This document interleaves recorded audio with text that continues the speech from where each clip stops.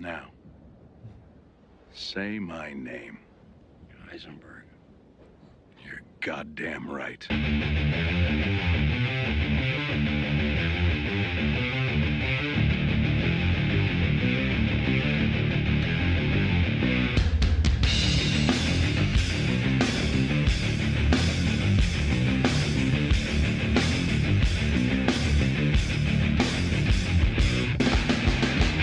All right, guys, here we go. You asked for it. Live from Las Vegas, doing my show. I guess this is kind of really a Access Vegas show.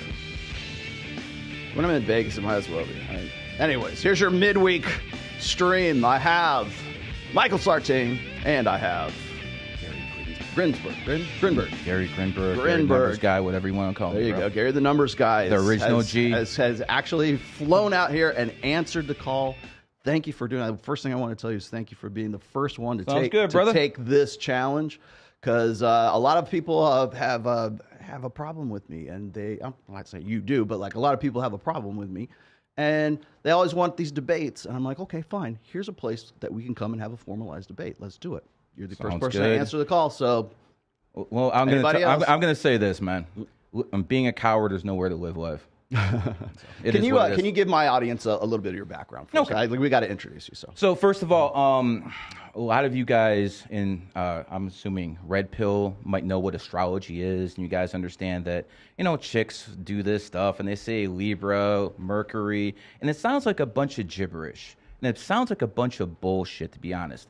But see, if you have a car, and you put a woman in the car, and she can't drive a stick, and this car doesn't move, you don't blame the car, do you? You blame the practitioner. So I'm basically here to tell you guys, all that astrology nonsense you heard in the past, I'm here to set the record straight. Because what you're looking at is the first person in their profession who's ever been invited to the White House under the Trump administration. And we'll go more into my history a little bit later. Are you the official astrologer for the Trump administration? Would you say you're the official? This is what I'm going to say. Astrologer? I'm going to say December 2020, when all the walls were closing in. Mm-hmm. I was the one they called to invite to the White House. Nancy Reagan had her own. That was an astrologer. That was an astrologer. His name was Mr. Quigley. And Mr. Quigley, no, I'm not kidding. That was his name. And Mr. Quigley would go around setting the schedule through Nancy Reagan for Ronald Reagan. But the problem was Reagan's cabinet thought she was cuckoo. So, you had a little problem here where the wife is pulling you on the one end and your people are pulling you on the other. So I understand that. But when it comes to numerology, which, by the way, supersedes astrology, I'm the guy. Just so we're clear, because this is one of the things, it's the no true Scotsman thing. Exactly. It's like these other people, these other astrologers are fake. These other numerologists are fake, but you're not. That's the argument. I'm going to make this thing. It's all about what can you show. Can you actually, what have you done in this field? I think we agree on that. What have you done in this field? Doesn't matter what you do in life. Are you the best of the best at what you do? And then when it comes down to it, the fact is everyone else is broke. I actually got mine. For sure. But I think what's maybe more important is what you can show empirically and what objective truths that you can prove and what things you can actually predict. And that's what we're going to do today. We can, and we can go back and forth. But some of those things, like I'll get just skip ahead here. We'll talk about the 2016 championship with the Cavs, right? And I followed that whole thing very clearly. When Kyrie Irving, born in 1992, Year of the Monkey, hit the game-winning shot in 2016, right? So again, and I'll let you go through that whole thing, but let's try something different.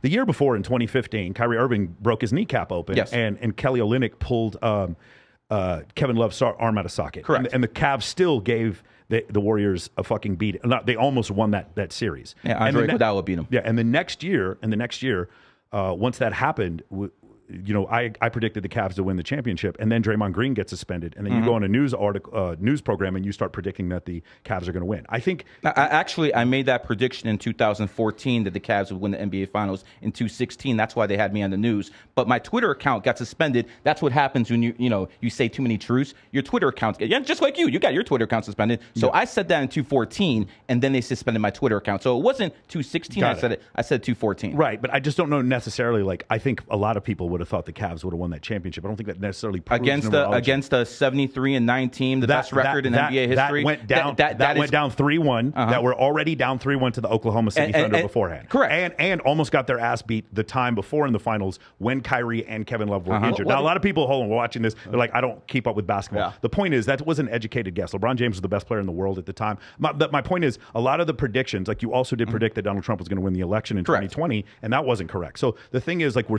sitting there. The election was stolen, my friend. Okay, that's fine. But again, numerology should account for that. No. Numerology should account for that. Actually, I said the election would be stolen. And again, that Twitter account got suspended. Right. So again, we can go back and forth, but I actually said certain things. Let me go back to the Cavs 216. When the teams just for my clarification, what exactly did you predict? I predicted the Cavs would come back from 3-1 down and win the NBA Finals. I went on the news and said it. You actually saw it. Everyone can go on YouTube, Cavs, Gary the Numbers Guy, and you'll see it yourself. The point is, I don't think they were down 3-1 at the time. I think it was 3-2 at the time when you made the prediction. They were still down. And then Draymond had been suspended. The whole point is this: in NBA history, 0-32. Were teams that actually were down 3-1. None of them won. I called the first one. In the finals. Yes. In the finals. I was the first one who called it. Not in NBA playoffs, obviously. The biggest stage is the finals. Just the previous series, the Golden State Warriors were down 3-1 down to Oklahoma City, which is why I thought that they had some serious problems. And that's why I didn't think they were going to win that championship. Well, I'll tell you what, my little betting slips that year, they say it all because I had all my money in the Cavs. Everyone in my group had their money in the Cavs. And again, I'm not perfect. I make mistakes. I'm human. Right. What I'm basically trying to say is I'm not going to be the one who's going to say everything I say is going to be 100% true. Right. I'm trying to tell you I'm better than everyone else at it. That's it. But do you see how that's problematic, though? Because one of the issues is if I'm supposed to, where have you won the lottery? And if I'm supposed to follow you and sometimes you're wrong, then this is not a predictable, testable model that you're putting out with numerology. So you want me to win the lotto? Is that what you're telling me? I mean, if you're a numerologist, I do think that would be kind of... Okay, so let me tell you, people have came to me and asked me that stuff before. So here's the thing. If the odds of winning the lotto are 100 million to 1 for you, sure, it'll be 100 to 1,000 to me. I'm still not going to hit that 101,000, but my odds will be a lot better. Again, it goes back to the point where I'm saying I can do it better than anyone else because of my ability to understand numerology and astrology. That's it. I'm not going to win the lotto. Right. For all we know, the lotto is fixed by the CIA as a money laundering operation. So that's probably not the best example. Or another example would be then just run a hedge fund and then just go ahead and start running. Yeah, I consult many hedge fund managers. Right, but you wouldn't even you'd be coming in here on a fucking spaceship if that was the case. Like that would be so much money. I consult with billionaires. I understand. I get that, man. But then your picks would be so much better, and you'd be able to document it, and no one would ever. This is what I'm saying, Gary. Let's try this instead. Okay. I'm gonna do this a different way. Okay. So the scientific scrutiny against what you're saying about numerology and astrology, just get rid of it. It's very easy. All you have to do is run a fund that does better than the medallion fund. That's all you have to do is beat their returns and then show it. But you need to start from a certain point and go through another point. Then you need to accurately predict the invasion of Ukraine, and you need to accurately predict the invasion of Ukraine. I actually did that. Again, can you please put that up on Twitter? How I said the Ukraine war would start in 2022, in 2021. I actually said that on Twitter. Did you say in March that it was going to start? I said it, I got the year. Why? Well, see, this is what I'm trying to say. I got the year. We all knew that they were putting troops up there. That was, again, that's not a testable prediction. Not everyone knew that. Even the Ukrainian president said they're not invading. No, he may have said that they're not invading, but we did see that they were putting troops on the border. Well, maybe you and I saw it, but most people didn't. So the fact of the matter is my prediction is valid. You don't need numerology to predict. I'm not saying you needed numerology for that one, but I'm saying the numerology led me to the same conclusion as common sense. So here's the point. If you have common sense and you see evidence pointing to a certain direction, no matter where you get it from, you're going to say, okay, this is the way it's going to be. So for instance, Ukraine. So are you saying common sense would be more practical than numerology? It's actually the same thing when you actually start thinking about it. So why don't we just call it common sense? 1 + 1 is always going to equal 2. Right. Same thing with numerology. Math is the only universal language there is. Let me start a little bit so people can understand where I'm coming from. Let me tell a little bit of people about my past, and then we can go back to the questions. Okay? So 9/11, that was one of the biggest days in world history, and it was the day that changed my life. I woke up, I saw the TV, I think I'm watching the movie Die Hard. Okay? All of a sudden, I'm thinking, wait a second. Flight 11 hit the World Trade Center that looks like an 11 side by side. They both have 110 stories. Let's see here. New York's the 11th state in the union. New York City, 11 letters. all this stuff. And I'm like, wait a second, what's going on here? Is this a coincidence? Because that's what someone with common sense would start thinking. Is this a coincidence? But see, I know history. And I've always studied history. You said you were into history too. When did the Great War end? The Great War, World War I, ended on 11/11 at exactly 11 o'clock. They were still firing bullets at each other at 10:55. But at 11, they all stopped. At that point, I'm like, okay, I don't know what's going on, but I see smoke. Because that's what common sense is telling me. At some point, it stops being a coincidence. When I see that Al-Qaeda attacked America on 9/11, I'm like, okay, that's one thing. Then when you see that Al-Qaeda attacked Mumbai, India on July 11th. I think July 26th when they attacked Mumbai. No, it was 11th. You can actually look it up because I already used this example many times. And then they attacked Spain on the 11th too. Those are the three biggest attacks in Al-Qaeda's history. So I'm thinking, okay, so now it's getting to the point where do people out there actually know something that other people don't? Because why are they doing things on specific events? Let's talk about the pandemic. The World Health Organization called COVID-19 on February 11th. Why they picked the 11th? And guess what? They said it was an official pandemic on March 11th. So you tell me, when does this stop being a coincidence? Because they keep doing this over and over on big events. Because the Civil War did not end on the 11th, and neither did World War II. Like again, you're this is called. I'm not cherry picking. I'm picking the biggest events in history. Again, World War I is not a bigger event than World War II. I just said World War I ended on 11/11. Exactly. World War I did. World War II was a bigger event. World War I. That's in your opinion. That's in your opinion. World War I killed 100 million people. It was a bigger event. That is your opinion. What was the World War I led to World War II. You can't have one without the other. Find this out for me. When did we go to war with Vietnam? 70s? Yeah, 1965. No, it was do we know the date? The French were always dead. Again, like you are cherry picking. This is called the Texas sharpshooter fallacy. Okay. Where you cherry pick different ideas, but you can't. What would happen? A coincidence would actually be if every war ended on 11, or if a predominance of wars ended on the 11. That's not what's going on. I disagree because see what happens is when you look at, and I'll bring sports examples. When you look at an example, Steph Curry at the line, he hits 90% of his free throws. Another guy hits 60%. So you're basically what you're doing is saying, oh, none of this is valid because you don't hit 100%. That is not how the game works. No. I'm trying to tell you, if you look at what I'm saying, most of the biggest events in history will line up with exactly what I'm saying. But it's not even most. It's like not even partially most. It's just you've cherry picked. Tell me a bigger event than 9/11 in our history. A bigger event. The pandemic? The bombing of Pearl Harbor.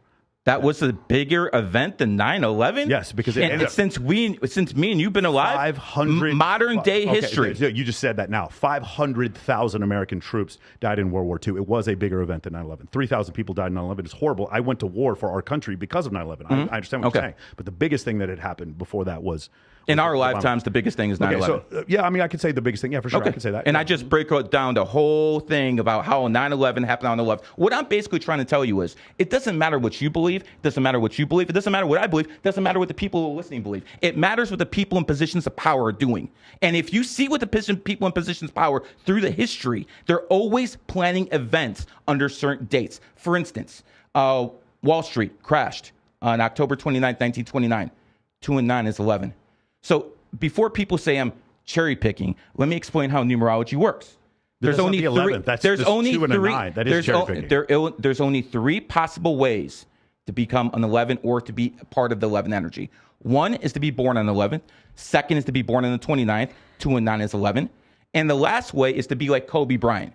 Kobe's born 8/23/1978. 8/23/1978 adds up to 38. 38 is 11. Now, the reason 11 is not broken down is because it's a master number. 11, 22, and 33 are all master numbers. I'll show you an example. Why would those be master? Why would they be more important than like any other number? It's basically like AM and FM radio on completely different wavelengths. How is that measured? How are the wavelengths measured? How is the energy in those numbers measured against other numbers? Basically, people who are 11s, people who are 22s, people who are 33s have basically dominated society. Example, Barack Obama. Let me explain. What's the metric for an important number versus an unimportant? The people who are actually have those numbers. So the numerology is dependent on the person itself? No, the numerology is when a person is born, they're imprinted with energy. Okay, so if someone's born, what kind of energy? I'll give you an example. I'll give you an example. If someone is born on the 11th, they're going to be born with charisma. People who are born on the 11th have a lot of charisma. Now, how do I actually prove this? Because me saying it means nothing. I can prove the fact that the #1 podcaster in the world, Joe Rogan, is born on the 11th. I can say the guy who started podcasting, the crazy French guy, Alex Jones, is born on the 11th. I can say the person who made it from nowhere, Candace Owens, born on the 29th, 2 and 9 is 11. I can bring up Aiden Ross, born on the 11th. How's a punk-ass kid like him make it big? Because he's born on the 11th, and people who are born on the 11th have charisma. This is a fact. But then there's hundreds of examples of people. I just gave you the top guys in the game. But it doesn't matter. No. You're telling me Aiden Ross is not the top guy in the game. Joe Rogan is, but that's the problem. First off, the Mumbai attacks were on the 26th.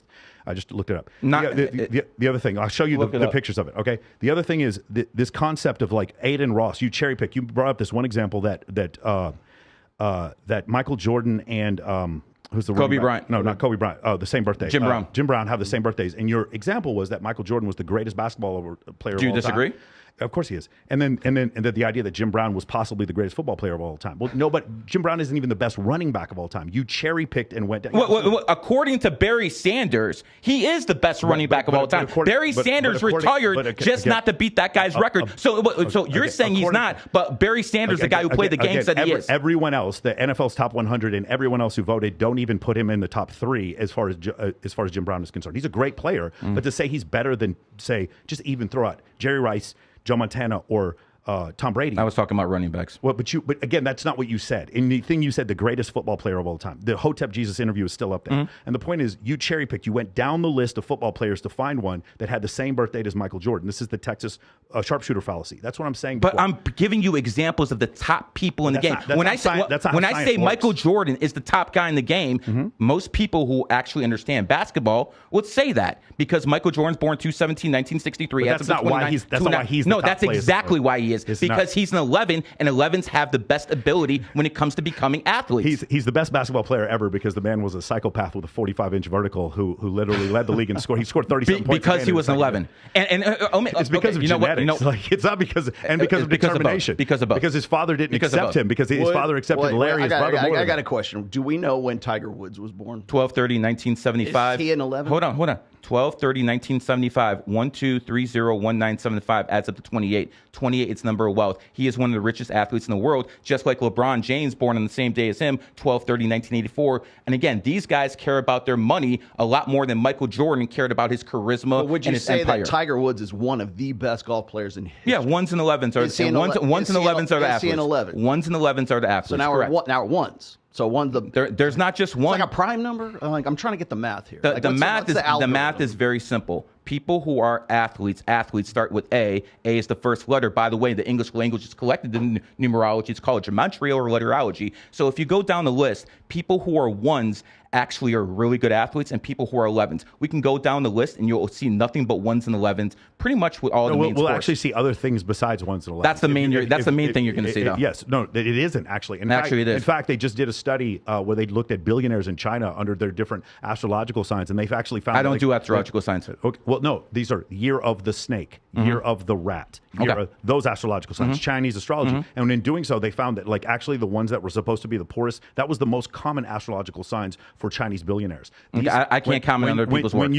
But when you do anything, like the University of Cambridge did multiple studies on this and found that, like, you made the statement before that Geminis are more likely to suffer from mental disorder. There is no evidence to support this whatsoever. There have been numerous studies to do this. There's one study where they did 10,000 men who enlisted in the U.S. Marine Corps and tried to see if their astrological signs lined up with Mars. They lined up with Venus more often than Mars. I don't do that astrology. That's what I'm trying to tell you. But you're trying to tell me about that chick stuff. I don't do that. Again, one more time. I heard you on another show sit there and talk about Gemini. You talked about Aquarius and you talked about That Pisces. is not what I'm known for. I am known for Chinese astrology, and I'm known for numerology. You're trying to bring other stuff into it. I don't do too much. I don't even teach that stuff that much. I got you. But you might want to ask Hotep Jesus to take that video down because there's no reason to. Because you did talk about what's called Greco-Roman astrology. You talked about on numerous cases, or Vedic astrology. They use very similar signs. Have you ever talked about ballet dancers?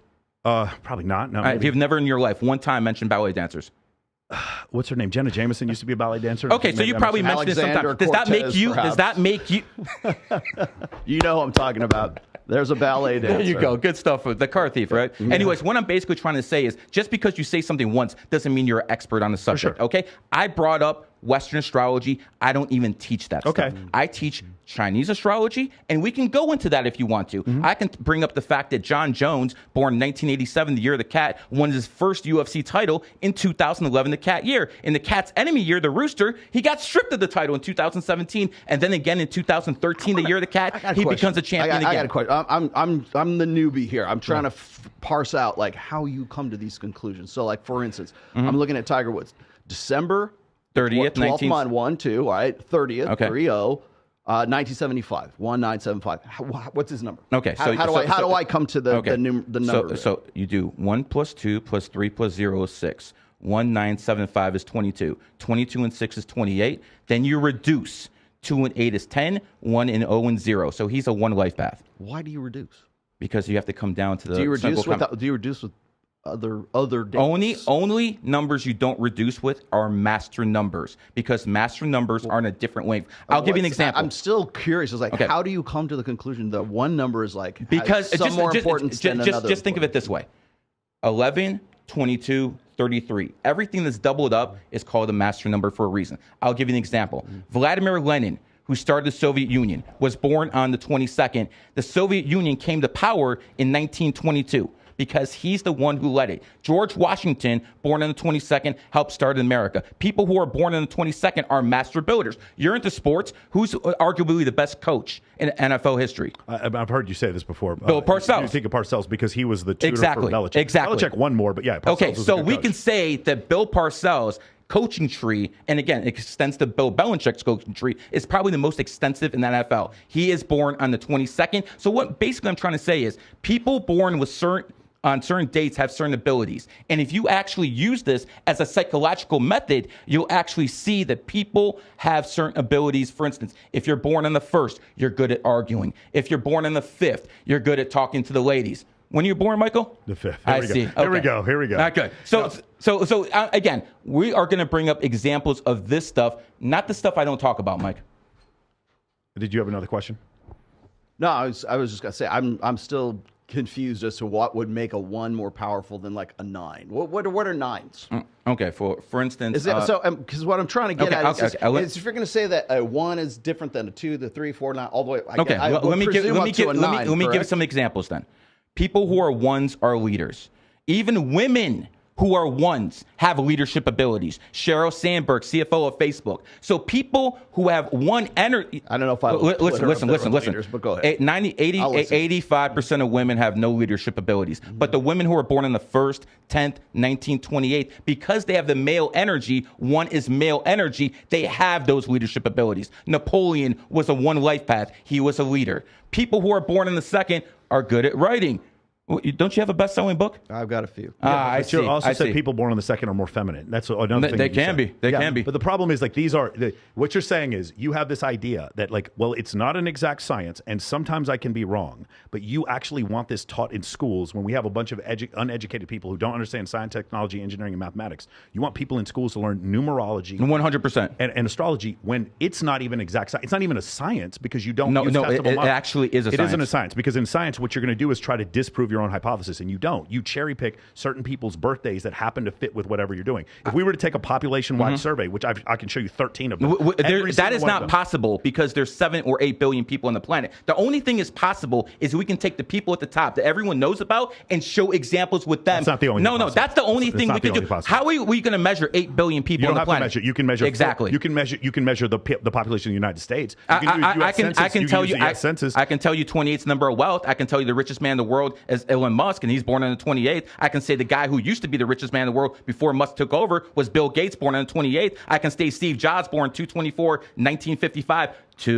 1955 is a 28. Hold on. He started Apple on 4/1/1976, adds up to 28. You're laughing, but he's a billionaire using this stuff. Yeah, but that's the fact. You're laughing, but he's a billionaire using this information. He wasn't using this information. He did not use the information of when he was born. No, he actually did. No, he did not use the information of when he was born to build Apple. How do you know that? He used Steve Wozniak to help him build Apple. Steve Wozniak created the Apple computers. Right. He actually created the brand. Well, no, I agree with that. But this what whole number idea, is Steve Wozniak? 7, genius. Yeah, Genius starts with G. G is the seventh letter. But again, if we were to do that, if we were to go through and look at people born on the 7th and test their IQs, yes, you will. If you go on, yes, you will, because I actually talk to teachers, and they tell me their students born in the 7th, that is not 16th, a scientific survey. 25th. That's not scientific at all. That's How it's not scientific? It's scientific. What you'd have to do is you'd have to have a population level study of like maybe 60,000 people, and you would test people not born on the 7th. You would test all the other dates versus the 7th, and you would find some sort of positive correlation. There's no positive correlation whatsoever between somebody born on the 7th and their IQ. None. Zero. There is no one more time. There is no positive correlation between billionaires and people born on the 28th. Absolutely none. Then why is the richest man in the world born on the 28th? Explain that. Because you don't understand science. Explain. Because you don't understand how normal distribution. 1 out of 30 is 3%. It doesn't matter. 1 out of 30 is 3%. Bill Gates is the guy who used to be the richest guy in the world. He doesn't even count as 1%. Why doesn't he count? Because you said so? He doesn't count as even 1% of the billionaires on this planet. That's the problem. The rich, the normal distribution. Look it up, David. I believe 7 out of the 3 of the richest 7 people in the world are born on the 28th. Look it up. Again, the normal distribution of billionaires, we're not going to find that most of them were born on the 28th. You actually will. You will not. You actually will. You will not. Well, tell me. Not only that, you'll not. Tell me why. I'm going to put a link. Tell me why Musk born on the 28th is the richest man in the world. Then tell me why. Again, he's the richest man in the world because and who did he replace? And who did he replace? Again, Bill Gates, last century, the richest guy in the world, born on the 28th. This doesn't prove anything. How does not prove it when the richest guy in the world this decade, last decade, switches, but they're still born on the 28th? Let's do some math. Let's do some probability math. Wait. Let me direct traffic here. Okay. So first off, the idea is correlation and causation. Is the correlation the causation, or is the causation correlation? Is like, how do you find out with the scientific method that what you're saying, because what you're arguing for at this point is really that correlation is causation. So look at all these coincidences here. That's what you call them. Well, no, here's the thing is, okay, so coincidence, whatever we want to call them, you're looking at a series of incidents, right, that all coincide, okay? So if you're going to say that so-and-so was born on the 28th, this guy's born on the 28th, Tiger Woods, I don't know how the math works out. If you're looking at these little statistics or these stats here with these individual people, what you're saying is there's a predictable framework amongst all of this. So what would happen is if somebody was born today and they happen to be on the 28th, then if we track that person is destined to some sort of greatness or something like that. So what I'm asking is what is the process? What is the scientific, measurable, testable, experimental process that says, if I watch this kid who was just born today on, I don't know, April 28th or coming up pretty soon, right? That kid is going to be the next billionaire. What's the process to figure that out? Let me say this. Number one, I will post something on Twitter after I'm done with the show that will prove that 28s are the richest people in the world. Now, does that mean everyone born on the 28th is going to be rich? No. No, hold on. There's not even a distribution that even shows they're even 1% wealthier. There is none. There have been multiple studies on this. There is no distribution that shows that people born on the 28th are any wealthier or people born on the 7th have a higher IQ. So that's what you say. That's what you say. Irrefutable, but unassailable. But when you look at the actual richest people in the world or the smartest people in the world, you will see, like, for instance, what's his name? He freaking died. Stephen Hawking was the 7th life path. Again, most people would say. But he wasn't born on the 7th. He was 1/8/1942. Again, 1/8/1942. You're just cherry picking by adding numbers. I said, but you are, and this is not scientific. This is not. Again, you're not letting me speak. Okay. I said there's 2 ways to do it. If you're a 7, if you're a 3, if you're a 5, if you're a 5 life path, for instance, you're born on the 5th, 14th, 1 and 4 is 5, 23rd, or your total number adds up to 5. Those are. If the total number adds up to 5, it's called a life path. If you're born on a certain day, that's the day number you're born on. So again, this is all confusing to people. I understand that. But here's the whole point. If you guys want examples of this, people who are born on the 5th, 14th, 23rd are the most attractive people in the world. Go on Facebook, put in those dates, and you'll see it with yourself. It's very simple. See, that's the thing about numerology. I always wondered why some people were rich. Now I understand why. They're born on the 28th or they're 8th. I always want to understand why some people were actually, really funny. Well, people born on the 3rd, 12th, 21st, or 30th are the funny ones. Chris Rock, Roseanne Barr. When you look at things from an everyday perspective and you start looking at it through these lenses of understanding how numerology and astrology works, you start looking at the world in a completely different way. Let me just say a few things. Michael Jordan, born 2/17/1963, 11 life path, mentored Kobe Bryant. Kobe Bryant, born 8/23/1978, mentored Kyrie Irving. Kyrie, born 3/23/1992, 11-11-11. Here's the point. And it couldn't be that they all had really great natural. They're all great athletes and they're all 11s. The point is, people with certain numbers gravitate towards each other. Now, let's talk about you. What's your day, my friend? What's your birthday? My birthday? Yeah. April 2nd, 1968. April 2nd, 1968. 421938 adds up to 33 and 0. 68, not Don't age me to okay, 30 my bad. years. You're basically a 3-life path in numerology. What's your birthday? October 5th, 1977. Okay, so you're basically a 3-life path in numerology. Look at this. The two people who are running the podcast, 3 is the number of communication. Communication starts with C. C is the third letter. And voila! Why is 3 the number for communication? Because why couldn't I just be born it coincides with the word C? I'm sure there are other languages that don't use C. Why couldn't I just be born on the 3rd, dude? Like, you just add up all these numbers, and it's just like, it's crazy to me. Like, first off, Kyrie Irving falls very short of Michael Jordan. He shouldn't even be using the same fucking sentence as him. Okay? Kyrie Irving believes he probably has the best handles he does, in NBA history. Absolutely. Okay? Absolutely. But Kyrie Irving also believes the earth is flat. The dude has he has some serious problems. You know what? At least Kyrie Irving isn't vaccinated like 6-7 billion people on this planet. And now that we're talking about that, let's just say this. I am not vaccinated, sir. Are you vaccinated? I am not vaccinated. Sir, are you vaccinated? I'm a U.S. military officer, yeah. Okay, so you actually were forced to get vaccinated. That wasn't forced, but I'm a retired officer, and as soon as they told us, I see. So you actually trusted the government, and you got the vaccine, correct? I trusted the government to build an airplane that I fought in 2 wars over. So yeah, I mean, okay. I trusted the government to get on a commercial airplane too. So here's the point. You trusted the government to take the vaccine, and now most people understand that vaccine was a lie. I don't think most people understand that. I think some people. I think so. Wait. We're both 30 live paths. I didn't take it. He did. So how does that? You probably have more sense than him. But here's the whole point. That must be what it is. Here's the whole point. There we go. Thank you for the more sense, bro. Thank you for the more sense. The fact that you took the vaccine is a major hit on your credibility. The fact that you trusted the government and you took the vax is a major. And I understand you're a successful person. Okay, I understand you made a lot of money. Yes. I understand that a lot of people look up to you. Okay. And that's all fine and dandy. But when it came to the biggest... But somehow, in spite of all that, I took the vaccine. When it came to the biggest psyop in world history, you failed, brother. And that's just a fact. Okay, I mean, that's your opinion. I don't think so. I don't agree at all. We'll find out in about a decade. I found, like, after I did it. By the way, I'm not pro or against the vaccine. I got a good one here. But my whole thing, I'm very much against the idea of firing people because they didn't take the vaccine. But the idea, like, after I took the vaccine, I started an 8-figure company. I'm dating the hottest woman I've ever seen in my life, and I have a new bench press max. How do you feel? Those are great. You feeling good? Those are absolutely great. But the fact of the matter is, we'll see how you're doing in about 7 years. After you took the vaccine. 9-figure company. That's what we're going to be at. That's what's when your heart explodes. When my heart explodes. I took the vaccine immediately. I needed to vote for Joe Biden, and scales grew on my neck. I have a question. They're the aliens. Okay, the Illuminati's calling. Serious question. This is good. I really hope you take that stuff seriously. This is a super chat. And if I were you, I'd be looking into holistic medicine to try to actually get rid of that. But that's up to you. I'm not going to. Thanks. Okay, here's the deal. Rusty Fuel, thanks for this super chat. This is great. The premise is wrong because the calendar many times over the last 7,000 years has changed, has shifted. Outstanding. I love the fact that how does that gel? And then the other thing is, I'm sure there are other cultures that, like, for instance, the Jewish culture, the Chinese culture, they track our years in much different ways than we do. So that's number one. So how accurate can it possibly be if we've actually shifted? Dates and who asked that question? Rusty Fuel. Very, very smart man, Rusty. Let me explain how we know, and let me explain it to the best of my ability. Manifestation is a real thing in this world.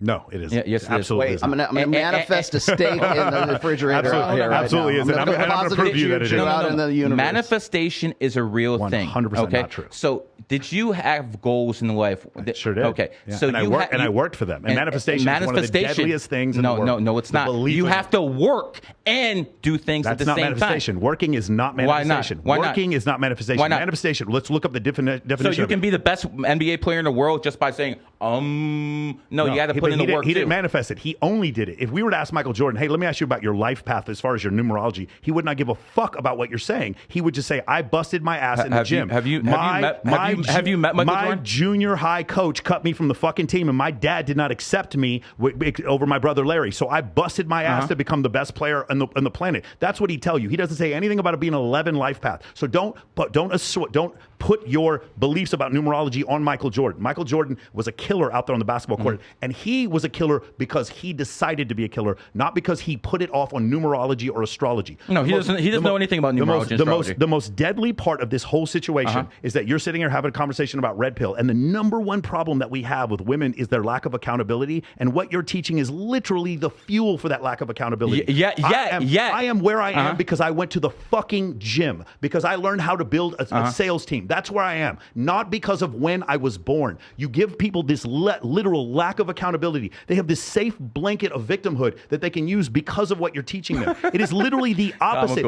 It is the absolute opposite of what you need. Again, the reason why Rollo and I are friends is not because we're 3 life paths. It's because we both believe in this fucking book over here called Evolutionary Psychology. That's the reason why. It's because the reason you both believe in that book is because you're 3 life paths. No, that's the point. There is no proof in what you're saying. The proof is you guys right here. This is the proof. You guys are here together. That is not proof. He is actually backing you. He is putting everything on the line to back you. See, that's 3-3. That is anecdotal. That is not scientific. That's a circular argument. Exactly. It's like anecdotal. That is not scientific. Because the solution is in the question itself. So like how can that's unfalsifiable? Yeah, of course we're here to. And I'm sure maybe Steven Crowder has people that are with him that maybe. I'm glad you brought up. Hold on, stop. That they align. But I am glad you brought up Steven Crowder. Don't get lost in the weeds. Don't get lost in the weeds. What I'm saying is that just because 2 people happen to have like similar personality, like what about personalities? What about people who are like good clicks with each other? What about people who have like complementary talents? Those people are, what about, I got a better one for you. People who have pathological personalities tend to attract other pathological personalities into their orbit. That has nothing to do with fucking numbers. It has to do with the fact that this guy's crazy and this guy's even crazier than him. So the crazy guy's going to follow. When you are born, you're born and imprinted with certain energy.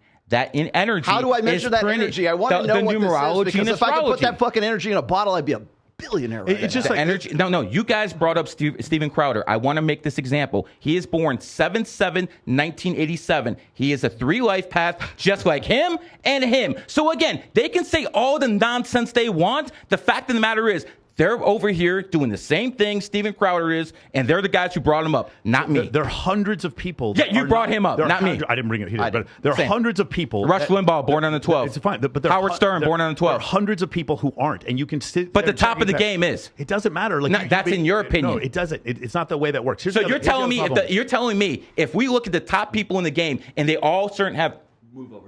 Yeah, it's that way. You're not in the middle. So if you're telling me the top people in the game are all a certain number, it means nothing. Yeah, correct. But first off, you're cherry picking who the top people in the game are. Number one, and you tell me who the top people are. Number one, you don't say the third. You say 112 is also the same thing, and it's like very convenient because if you're born on the 21st, then you're also 3 life path. It's like you have all these. I didn't say a 3 life path. You have all these fucking ejections. I don't have outs. Always. I don't. Let's go back to the hold on because I don't want to skip back because you definitely do this thing where you keep throwing things at people before they can research it. The manifestation thing. Yes. Those poor kids who lived in Poland in 1939 when the Nazis invaded, they didn't manifest getting thrown into ovens. No. And those Hutus and Tutsis that live in Rwanda, correct, and 1 million people died in 100 days, they didn't manifest getting butchered. No, they didn't. Julian Khashoggi, when he fucking questioned the king of Saudi Arabia, he didn't manifest getting killed by a fucking bone saw. Those things are not manifestation. No, those things are not true. You did not manifest those things. The 100 million people that died during the wheat famines under Mao Zedong did not manifest. And neither the people who died in fucking the Holocaust in Ukraine. Manifestation isn't real, or rather, there is no evidence. There is no evidence. Manifestation is very real, and the point is,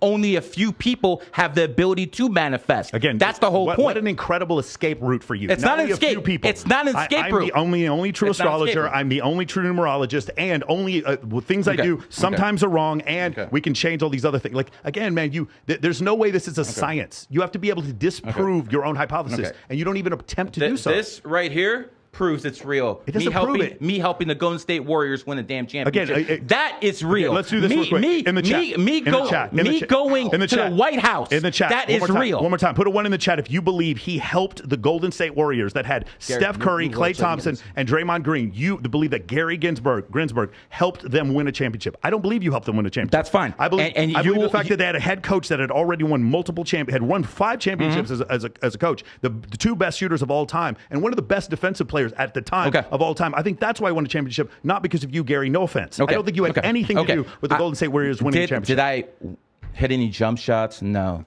Did I do any coaching? No. But you have to ask yourself, who put the team together? Who told certain people to sign with Golden State Warriors? That's the part you're missing. Hold on. How did you do that? That will come out in the future when certain players retire, and I cannot affect their money, and I can't affect their endorsements. So we can't know until they retire. When certain players retire, all of this is going to be real. There's only one possible person you could be talking about, and that's Kevin Durant. And I don't believe that you told Kevin Durant to sign with him. No. But because here's the thing, nobody else really affected it that much. You're wrong. You're going to say Andre Iguodala, but it's not that big. Who won the NBA Finals MVP in 2015? Because he shot so poorly. Because it's always because of something. No, but it happened. It was a fact.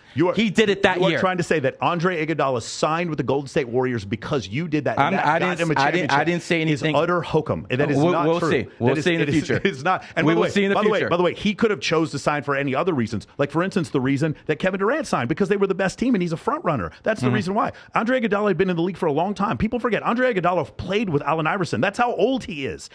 So this idea that all of a sudden he signed because you said this and that you get a ring because of that is not. Again, what you're doing is taking anecdotal evidence and you're blasting it onto people who don't know better, and you're confusing. I will tell you this. Andre Iguodala, born on the 28th, when he went to Miami, he wore the number 28. So he's rich. Ask why. So he's one of the richest players in the world because he's 100%. He's one of the richest players in the world. But no, he's not. He's not one of the richest players. He's worth over $200 million. What about you? So according to all the NBA players, it wouldn't even put him in the top 10%. That's the problem. Bogut, garbage ass player, born on the 28th, got a big contract. Anderson Verjon, another garbage ass player, born on the 28th. That's why they got the big contract. I want you to everyone stop and listen to what he's saying. He's literally cherry picking Bogut and Anderson Verjon. He's cherry picking players. There's so many people. Kevin Garnett would sign a huge contract. So did PJ Washington.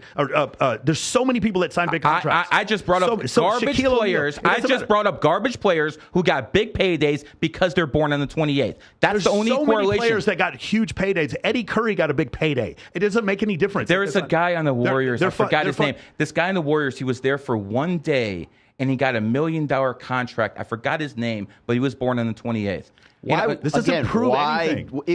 Even if this is true, like, why would the 28th be different than the 13th? Because 28 is the 16th. 28 is the number of wealth. People who are born on the 28th. Why is it the number what and not like 7 or 4? Because, for instance, you're basically saying, why is a woman weaker than a man? Because that's the natural order. What's the significance of those numbers? Because of natural selection. That's the reason why a woman is weaker than a man. Because of natural selection. So when it comes down to it, the 28 is the number of wealth. 8 is the number of money. I'll give you an example. Stop.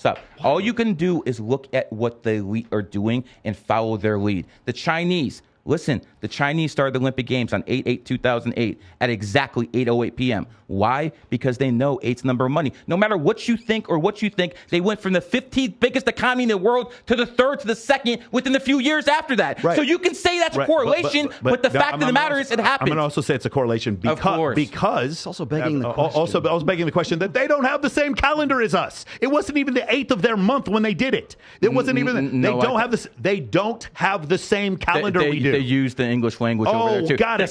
You guys see the ejection handle? The signs in the Chinese. If you go to China, you go to Russia, you go to Peru, all the signs in English, buddy. Again, that doesn't change the fact they didn't do it. They did it on literally their calendar. It was not the 8th day. You'd sit. Huawei, a government company called another ejection handle. Here we go. Pull out of here again. Chinese New Year is in February. February 5th is the Chinese New Year. Pull out Huawei. Look at that's the government-backed Chinese company. It starts with the H. 8 is the 8th letter because of money. And if you look at their logo, it has 8 different spots on it, symbolizing the 8. You guys are blind to this. Like, for instance, when I talk about the Illuminati, when I talk about the 13 Illuminati families, you guys will say, oh, this is nonsense. But if you see what's actually going on in the world, you understand what's going on. For instance, McDonald's. McDonald's has a big M as their logo. Why? Because M is the 13th letter. Again, paying homage to the 13 Illuminati families. It's not because the guy's name was McDonald. That's what. Now, yeah, no idea of the fact that it was named after a guy named McDonald, who didn't get to choose his fucking name. That's what you guys are going to say. I'm going to say. No, here's what happened. Rick Kroc specifically bought McDonald's from the brothers specifically because now I get it. It's all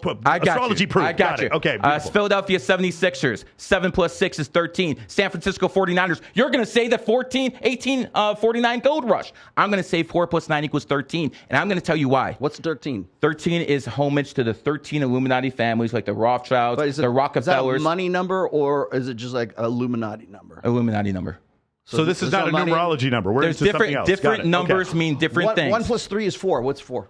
4 is the number of law and order police. Oh, see, so That's why Donald Trump, when he was in the White House, tweeted law and order on 4 days. And why don't you guys go check that out? I have. He also tweeted law and order on not 4 days as well. No, he did it mostly on 4 days. He did not do it mostly on 4 days. We go back to the cherry picking thing that you do. I mean, brother. correlation. Yeah, you're telling me he didn't do it. I'm telling you he did. Let's put some money on it. I'm telling you, he did most of his tweets about law and order on 4 days. The reason I know this is because his personal assistants are in my group. Right, but Donald Trump's not in your group because now he doesn't have anything to do with you anymore, right? Is that correct? I mean, I don't talk to him on the phone personally, got it. But I did tell him in his face on October 22nd that he'd be president of the United States. That actually happened. Yes, and you also told Hotep Jesus that he would win in 2020. And the election was stolen. Oh, got it. But numerology should account for that. Numerology should account for that. Was the election stolen in your opinion? I don't know if it was. Oh, so you won't make a stand? I don't believe it was. You don't believe it? Yeah. Was the election stolen in your opinion? I don't even. Well, you mean the last one or the one before 2020? Quite honestly, I think it's the entire voting. I think system the whole system was corrupted. Yeah. I think if they're cheating on both sides. Do you think the Republicans are cheating in national elections? And actually getting away with it? As much as the Democrats are, yeah. Maybe using the same. Well, that's just curious. What does the number 15 mean? I'm just curious. What does the number 15 mean? What does that mean? Home and family, 1 and 5 and 6. So why did the Republicans gain 15 seats in the House and the Senate when the election was stolen? I'm just curious. How did that happen? Well, on a national level and on a state level, they have different elections. No, right. But again, they won 15 seats. These are the same. The voting machines that they use were the same voting machines for the national election as the state election. How do they win 15 seats? I'm just curious. What 15 means? What does it mean again? No one cares. It's only about the president. No one cares. It's the president. No one cares. It's the president. It's the president they care about. Your anecdotal information matters because you said it. My anecdotal information doesn't matter because I said it. This is clear selection bias. Texas sharpshooter fallacy. You're doing it again. No, there's no evidence.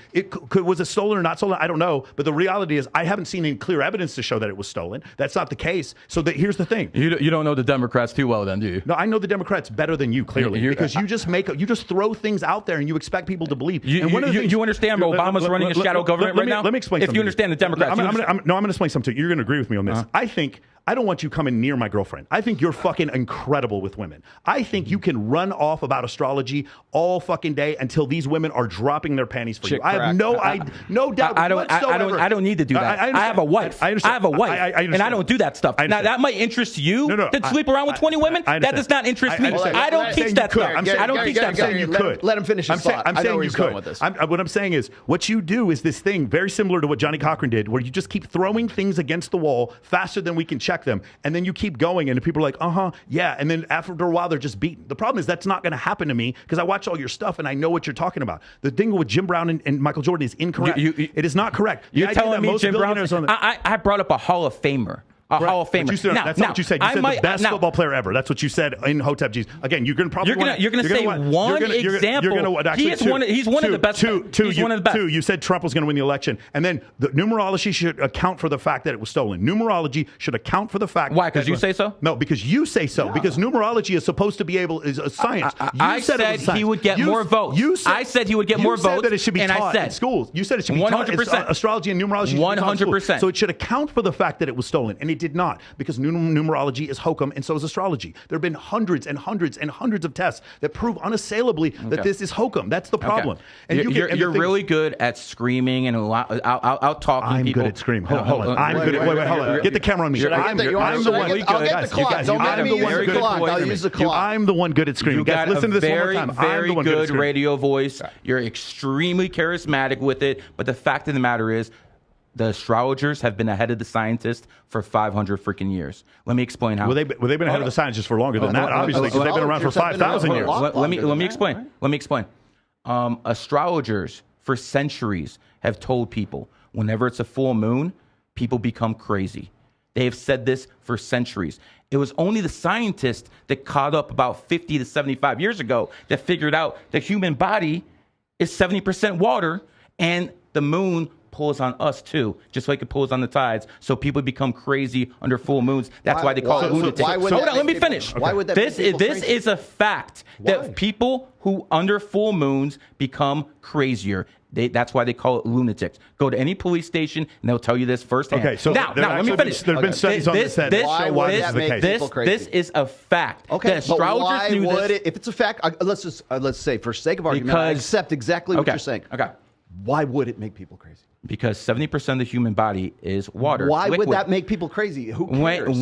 When the moon How does water in your body? Okay, but if it's pulling on you, what is the pull, the gravity that triggers? Like I'm going to go. Water having an upward pull does emotional energy. It doesn't. Emotional energy. It's neurochemical. Emotional energy is stored in water. Emotional energy, just like it's stored in air. It is stored in neurochemicals in your fucking brain. Liquid. Electricity is affected by 70% of the human body is electricity. Yes, but the brain goes through electrochemical reactions. That's the reason why it doesn't affect it. Number one. Number two. This building has more gravitational effect on you than the moon does. That's the second part. Maybe of it. Today. Number three. There have been studies that have been done on this, and the reason why people commit more crimes under full moon is because it's fucking brighter outside. That's the reason why. They've done studies on this. Stop what you're doing. Everybody pause what you're saying. Crimes happen pause what you're doing, night. and you can look up the studies of why people do these things on full moons. It is not because. So you're telling me people commit more crimes during the day than at night? That's what you're basically telling me. No, during a full moon. Because it's lighter outside, right? Correct. They can see more so stuff. How come they're not committing more crimes during the daytime than the night, going with your philosophy? Because they can see everything. What I'm saying is garbage.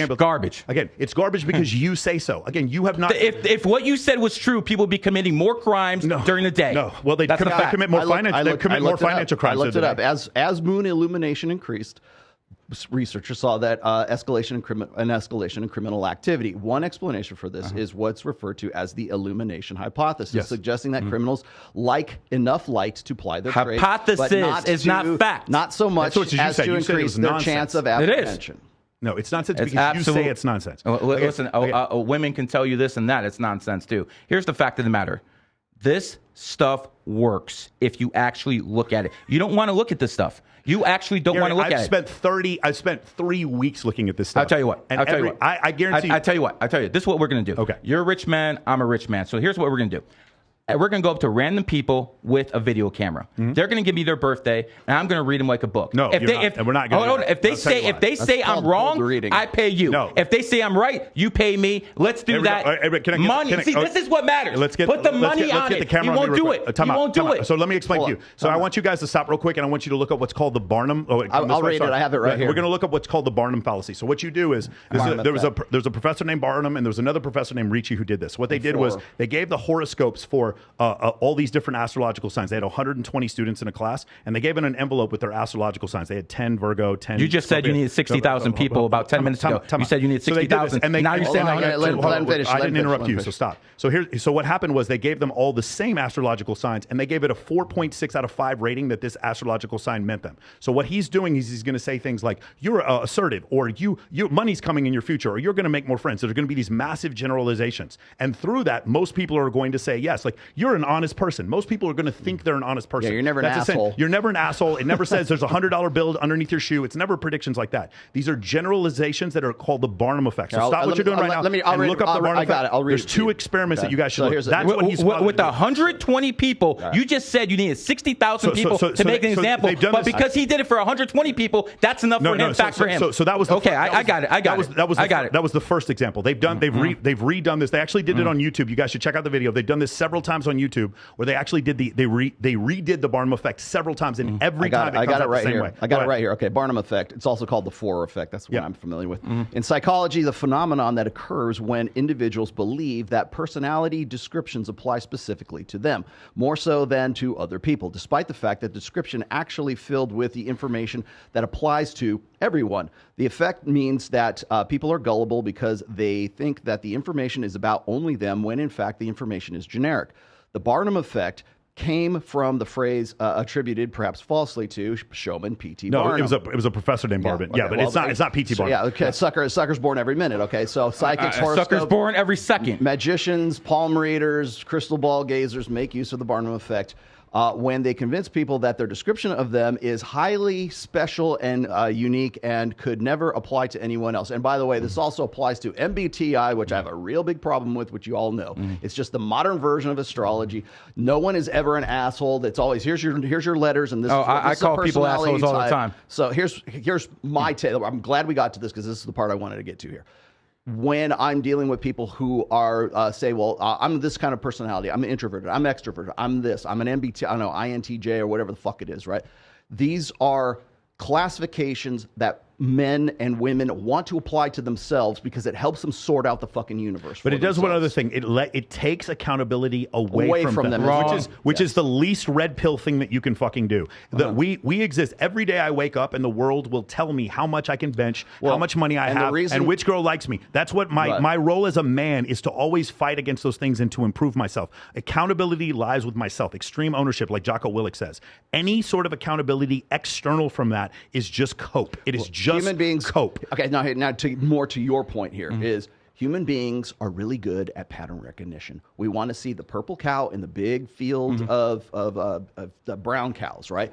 If you're staring at an acoustic wall, you'll suddenly start seeing images in the wall. If you see have you ever been looking, cloud gazing, and you look and you see, oh, that looks like a dinosaur, that looks like this, that kind of shit right there. Yeah, people on drugs do that. We're visually based. We look for iconography. We look for patterns because that in our evolutionary past has helped us solve problems. So if there's a pattern and it's predictable, then we're going to develop a system that surrounds that so that we can predict the future or predict whether or not the saber-toothed tiger is going to come eat us at night or if it's going to come eat us in the daytime. Those kinds of things. So when we're looking for pattern recognition, that's part of our innate sort of mental firmware. Yeah. And so we want to believe that people are easier to sort out because they're a number, because they're a personality type, because they're an astrological This is also sign. the basis for racism. Like this heuristics are the basis for racism. The other issue that goes on is that racism. Before and by the way, where do we go from astrology to racism? Because of heuristics in astrology and heuristics in racism. Our ability to read patterns. Astrology supersedes all that stuff. No, right? Because we're bigoted towards people because of their astrological. 100%. 100%. So bigotry is bigotry. 100%. That's the. Hold on. Let me finish this. The additional part is this idea that before the scientific revolution, what happened was people believed that the universe, that the Earth was the center of the universe. This is the reason why Galileo was put on house arrest in 1633, because he told the Pope that the Earth goes around the sun. After he did that, before that point, people believed that they would see symbols in the sky. If you guys take a second, really, and I'm not saying that you believe in this, but Greco-Roman astrology, look at the constellation Leo and tell me if you can find a fucking lion there. There's none. But somehow the Vedic, I don't do this. I know. Stuff. I just said that. The Vedics and the fucking Greco-Roman people believe that is the constellation Leo. The reason why they did that, though, is because they believed that the Earth was the center of the universe, and somehow the universe cared about them. Then later on, once we discovered things like supermassive black holes and the fact that there were multiple galaxies and that these galaxies were going away from each other at a constant rate, that's when we started to determine, no, these things are not because the universe cares about us. I am supposed to believe that a Jade Emperor had a race with 12 animals, and these 12 animals crossed a river to get to a party in a certain order. Never said that. And the first one that got across was a rat, and the last one to get across was a fucking dog. And because of that, pig. The last one to get across a pig. And because of that, I'm supposed to then believe that is more evidence than the hundreds and thousands of surveys that clearly prove that there is no correlation whatsoever to people born during the year of the monkey or the year of the snake. There's absolutely no correlation whatsoever. You've had your time. You've had your time. Now let me speak. When you're born, you're imprinted with energy from the numbers you're born to the astrology you're born. When you're born, you're imprinted with energy. Now, just to give some basics of how this works, the rat is enemies with the horse. That is why Kobe and Shaq did not like each other. One was a rat, one was a horse. You say you can't predict things. The horse enemy is the rat. Kobe died in 2020, a rat year. So again, enemy signs. Next enemy sign combination. But you didn't predict him to die. Hold on. Let me finish. You had your sign. Let me say it now. Next enemy sign combination is the ox and the goat. Ox's personalities are strong arms. They're straight dictators. How do you know this? Look at the people who are oxes throughout history. Napoleon, Saddam, Hitler. They were all oxes, and ox's enemy year is the goat. So let's talk about what happened. Saddam, born 1937, year of the ox. First Gulf War, 1991. You know that. You're a military guy. Second Gulf War, 2003. Both goat years, his enemy sign. Fact. Circular argument. Hitler was born. Conclusion is included in the premise. Hitler was born 1889, year of the ox. He lost Stalingrad. He lost Kursk in 1943, war over. That's it. His enemy year. That's examples over and over. America founded 1776, year of the monkey. Last year, America's economy was not too good. Why? Because it's the year of the tiger. Okay. I'm not done yet. Okay. Tiger and monkey are enemy signs. Last year, who became a star? Who became the star last year? Your boy, the tiger, Tate. And when it happened? He's a cobra. 2000. No, I'm the fucking cobra. Yeah. He's the fucking tiger. Okay? He is born in 1986, the year of the tiger, and he became famous in 2022, the year of the tiger. Guess what? I told him what happened on the phone call in 2019. I would argue it was way before that. I would also argue that the Gulf War started in 1990, not 1991. You got that one wrong. Wait. When did they invade? They invaded in 1990. No, they invaded in 1991. Gulf War. They invaded Desert in August 2nd, 1990 is when they invaded in the first Gulf War. No. What was it? 1991. 91? No, they 91. Something would happen in 91. Okay. Well, they did not invade in 1991. So anyway, the point I'm making is you do this thing where you just keep throwing these numbers out. I'm giving you examples, historic examples. I'm not even close to done. How do you? How about Joseph Stalin? Joseph Stalin, outstanding. Joseph Stalin, born in the year of the tiger. He dies in 1953. In 1956, the year of the monkey, the enemy of the tiger. They have de-Stalification when Khrushchev says this guy was horrible. Well, why was he born during a different time than Hitler and those other people? Why was Stalin born at a different time when he's also a goat? He should be a dictator. No, he's not a goat. No, my point is, but he's acted like a goat. But he acted like a goat. No, did you see? No. How did? Wait a second. Didn't he just say oxes?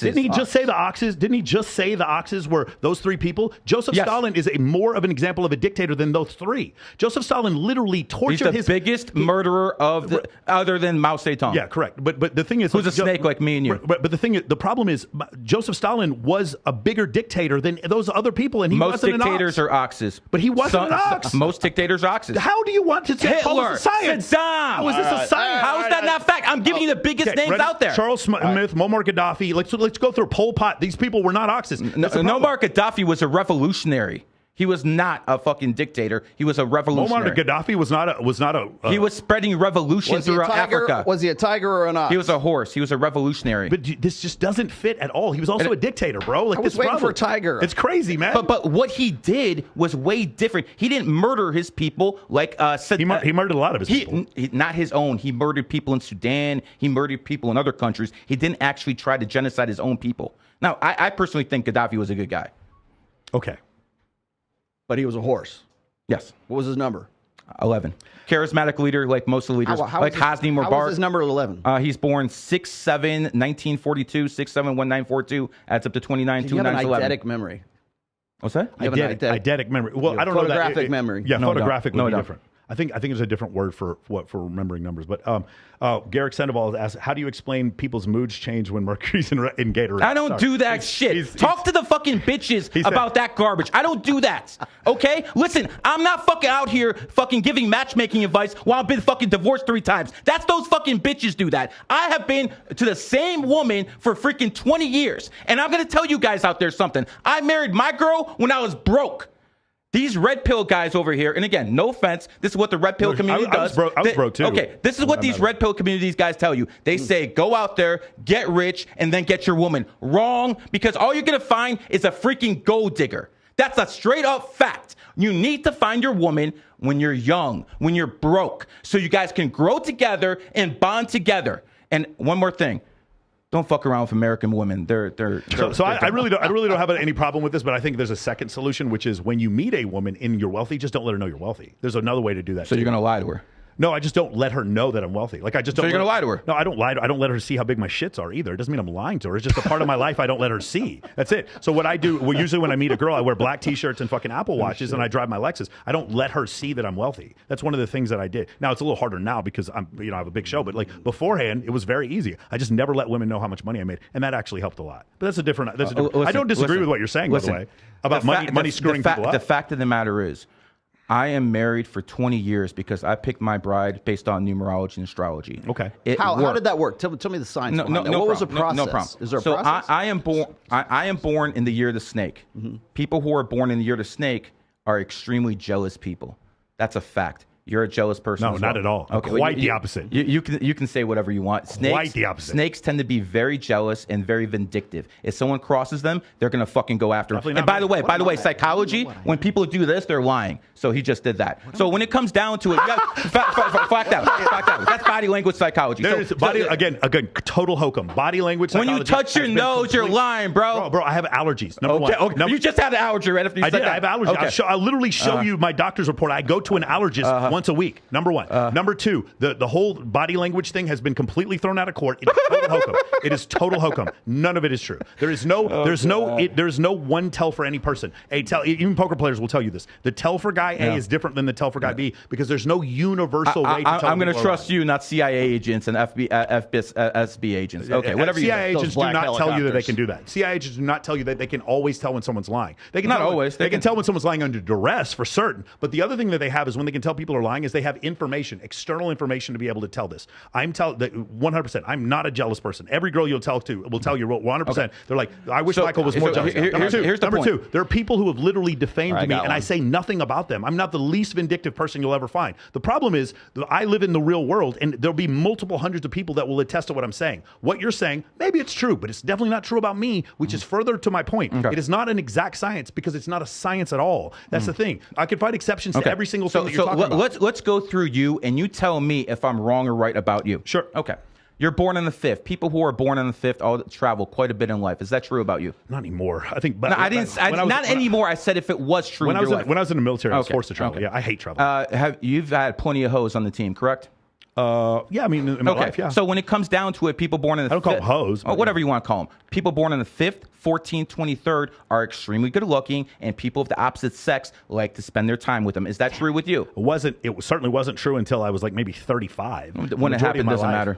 I think that would count if it mattered. What if I died before the age of 35? Then this whole thing doesn't matter. You didn't, though. Yeah, but the point, like, it's just ridiculous. Like by the way, you're right. But the reason why people would want to spend more time with me is because I chose to take changes in my life. I took personal accountability. At no point did I consult with an astrologer.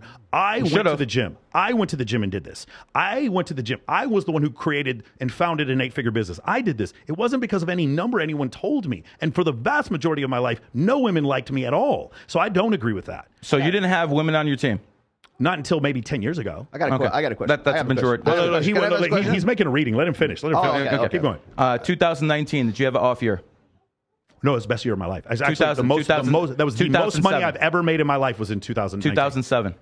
That was the second most money I've ever made in my life. 2007. In 2007, okay. Yeah. So here's what basically happens. When you're in your enemy year and you start making money in your enemy year, bad things happen as a result. So the money you made in 2019, which is your enemy year, by the way, the pig is the enemy of the snake. You have to watch out because the money you made, the stuff you invest that in is going to come back to you and it's going to haunt you.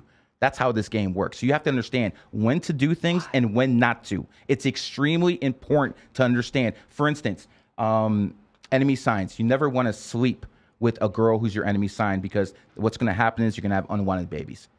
And by the way, you're going to be the most attracted to your enemy sign. For instance, people who are born in the year of the snake, their enemy sign is the pig. That's who they're going to be the most attracted to. People who are born in the year of the rat are going to be the most attracted to rat. Just horses. Wouldn't the snake be the enemy of everybody?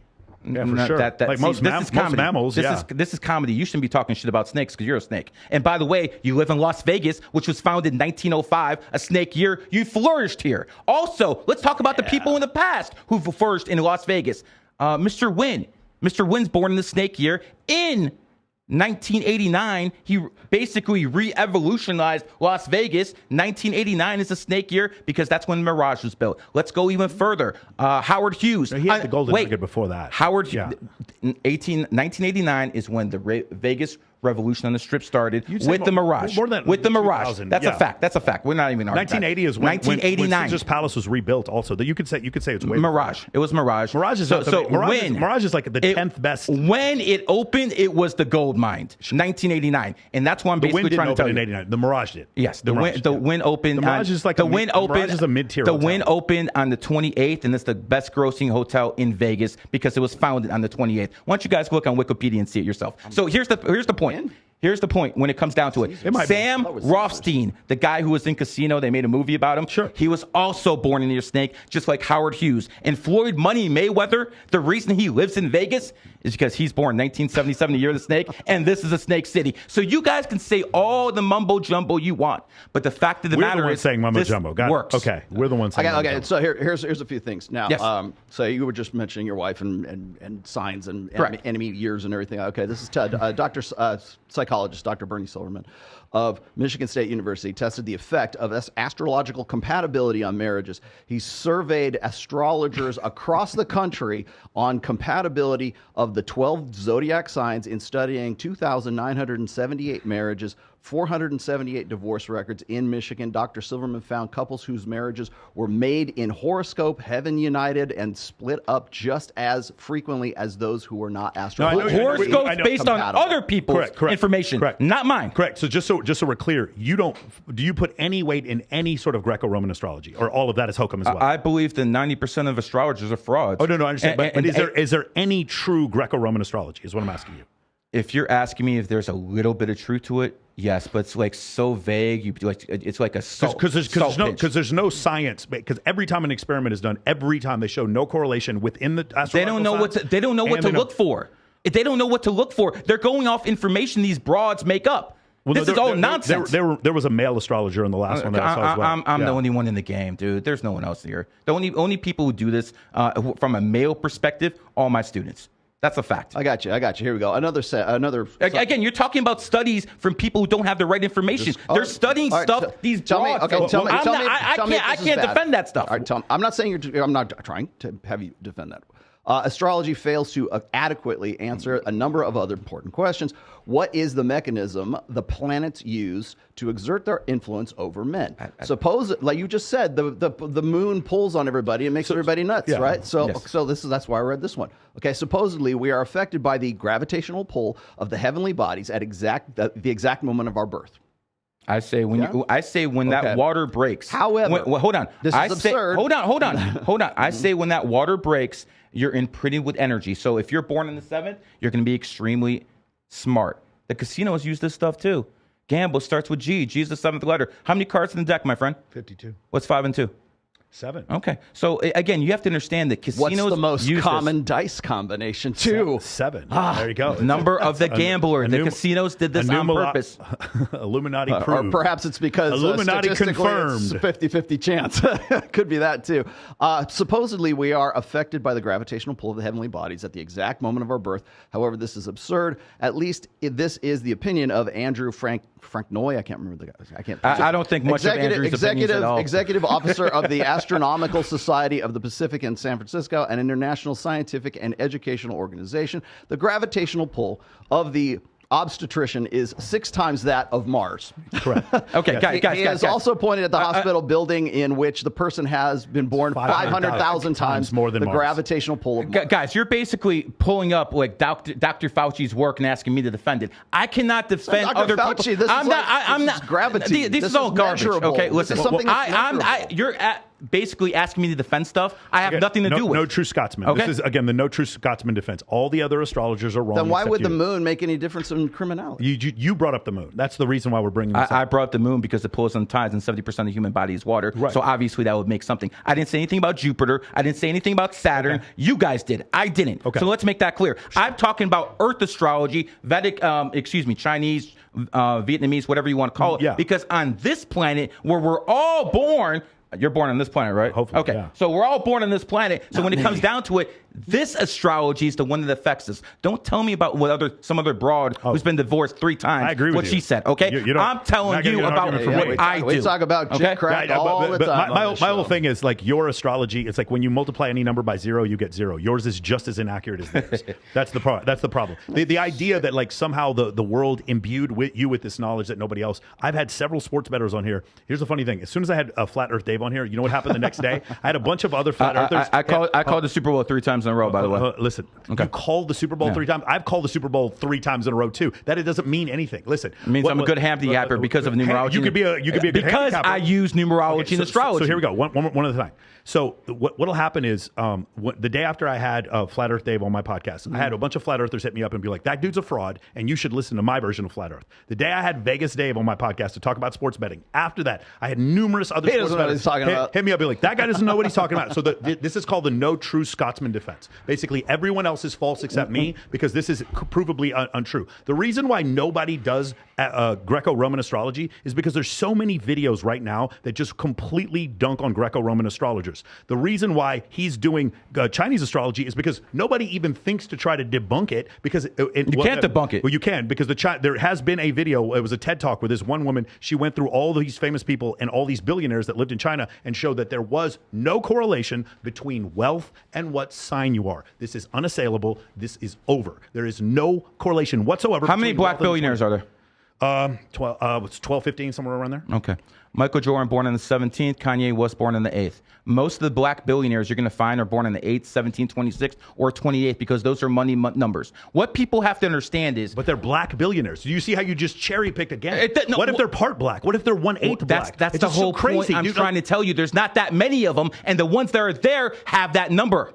That's what I'm trying to tell you. That's not scientific at all. The scientific fact is this. You go to Walmart, all the prices are in 8/8 because 8's the number of money. You go to Rolex, all their ads have a 28 in it because it's the number of wealth. What you believe is irrelevant. What the people in power believe actually matters. And you might have an 8-figure business, and guess what? I might have one too. But the fact of the matter is, you're a pleb, I'm a pleb, he's a pleb. We might be high-class plebs, but we're plebs. I agree with that. We're not the elite, and the people who are in power, they use this stuff. So you might choose to reject this. You might see this as fallacy, and that is your opinion. Sure. And that's all. More power to you. The fact of the matter is this. The people in positions of power, they use this. And let me just finish with this. Yeah. You want to say this is nonsense?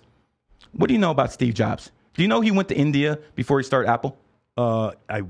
Maybe. I don't know. I don't think the reason he went to India was to study numerology and astrology. Because in India, numerology and astrology is supreme. That's what they do over there. Hold on, I'm not done. Okay. If you look at Apple alone, ask yourself, mathematically, 1 in 9 chance for any number to come. He's a 28 life path. He founded Apple 3/1/1976. He incorporated it. 3/1/1977, and he incorporated 4/1/1976. He's a 28. He started the company on a 28th day, and he incorporated on the 28th day. The chances of that just happening... It's 1 in 30. Or 1 in 90. 1 times 9 is 27. Times 9 is a lot more than 1 in 90, my friend. You're talking about 1 in 9, 1 in 9, 1 in 9. So the fact that... Hold on. The fact of the matter is this. I got him. This stuff works if you actually pay attention. You're just doing fluff stuff. Oh, this doesn't make sense. You have to dive into it. You have to really dive into it. No, you didn't dive into Vedic astrology. And you know what I found out? I'm not doing Vedic astrology. The Supreme Court. I don't do Vedic astrology. But you just brought up Steve Jobs going to India. That's what I'm talking about. And I said numerology. No, you said numerology. You said astrology and numerology. That is true. I did say that. And when he went there, they're so deep into numerology and astrology that the Supreme... Stop the video and look at this up on your own. The Supreme Court of India has now trying to make it illegal to teach astrology in schools. People can get a PhD in astrology in India. It's utter nonsense. And this is one of the problems. We are so uneducated as a society when it comes to science, technology, engineering, and mathematics. The idea of teaching numerology and astrology at school is dangerous. It's actually dangerous. This is a fun thing for people to talk about, whatever, bet on whatever. I got 20 employees who do numerology and astrology for a living. You're telling me this is garbage? No, I'm telling you that sports betting, a lot of people would say that's garbage. You make money from selling picks, not from actually betting. No, I do both. I do both. Okay, that sounds good. So what you need to do is have a little bit more of a clear track record and try to make sure you keep those screenshots and instead of letting them go away with your Twitter accounts. And if you do that before, again, you're going to show me wins. This is a more Texas sharpshooter thing. You're going to show me money you do have. Parlays, it doesn't matter. You're not going to show me losses. You're only going to show me wins. Are you more? You want to follow me for a month and we'll see if I win or more or lose? You're more than welcome to. Do you I'm betting have 10, more 20K wins? days. Do you have more wins than losses? Do you predict things accurately? accurately more than you predict things falsely. I will do it this way. I don't do straight bets. I'm not Vegas Dave. I don't bet minus 200, minus 150. I believe that's a sucker. Okay, let's take money out of it, like predictions. Hold on. How accurate are your predictions? The only predictions that matter are the ones against the line. Any idiot can pick in the minus 900, okay? Well, you just predicted Trump and some political stuff, too. I mean, just take it out of the realm of betting for a moment. Like, how accurate are your predictions? Extremely accurate. I would say 80%. So you would say 20% fail, 80% success. So not in sports though. Not in sports. Okay, not in sports. Okay, got it. Not in sports, but in politics, stuff like that, I'm pretty dead on. I mean, for instance, I was invited to White House for a reason. Okay, can we? Do you have another question? Because I have a bunch of questions I want to ask. You can go ahead. Okay, cool. I'm not trying to say pro. Let me throw one quick thing out here. I forget what the name of the author that threw this out. I think it might have been Asimov, but it was. Any sufficiently advanced technology is indistinguishable from magic. Magic, yeah. And that's applicable to so many different things. So we have a capacity for magical thinking, and that's a feature, not a bug, by the way. So when we're imaginative, it's just as important as knowledge is as well. So the problem with it is that imagination, that capacity for magical thinking can be just as damaging as it can be a benefit to us as well. So can driving a car if you kill people. I understand that. What I'm saying knowledge is never the problem. It's how people use it. The fact is that the machine, that is the human body, that is the human brain, has a capacity for wonderment and to wonder, like, is this really for real? Is this bullshit? Are there ghosts? Are there UFOs? Are there this? Is numerology this? I want to look for patterns. That is a feature, not a bug. So we can have advanced science as a result of having this imagination, this capacity for imagination, but we can also have it as being something that's like the cause of the worst human atrocities as well. So we have to take things sort of like into a holistic look at all this whole thing. So when we're looking at something that we say this is a damaging belief. Some people will say religion is like that. Some people will say astrology, any superstitions, tarot cards, whatever is the woo-woo magical thinking energy, whatever. That it's unmeasurable. So you don't believe in spirituality at all? Well, I do, but not in the sense that you're thinking here. So what I'm saying is that we have the capacity to imagine something that is beyond the physical. And what happens is when we let that get out of hand and we don't use that with rationality and reason, that's when you get into trouble, and that's when society. Here's a great example of that. So the Chinese New Year is February 5th, and on February 4th, if you go look, there's this unbelievably high number of cesarean sections that happen in China because these people do not want their child born on a certain year. Outstanding. That's exactly what they should be doing. Absolutely. That's exactly terrible. what they should be doing. Absolutely you know what? terrible. You can say whatever you want, but you go to the royal family and you see they're having C-sections, and most of the kids in the royal families are 11s, 22s, 33s. So again, you can say whatever you want, but the people in the royal family, like Prince William, is an 11. His father is an 11. And by the way, the queen who just died. I would not use either one of those as an example for anyone's great. But wait a second. Wait a second. They were 11s and they were C-sections because the royal family wants people who are master numbers. Again, look at the presidential races. How do they control that? You would have them born at a certain time, so you pick when the C-section happens. You're having healthy young women having unnecessary surgery because of this hokum. Yes. Got it. Well, I didn't understand. Basically, both my kids were cesareans, and they both were picked on the same day. And guess what? Extremely healthy kids, because you know what? I basically made sure they would be born wealthy. I'm doing well, but you want to make sure. You don't know what's going to happen 100% in the future. Sure. No one knows 100%. I made sure, because of numerology and astrology, my kids are set up for life with money. Other things, that's not the only thing in life. No doubt about it. But they are set up for money because I made sure they were born on the same day, on a certain day. I suggest that people start looking at this stuff and do the same thing. Again, don't take my word for it. Forget what they're saying. Look what the elite are doing. Prince William, obviously, some people might be disappointed in him.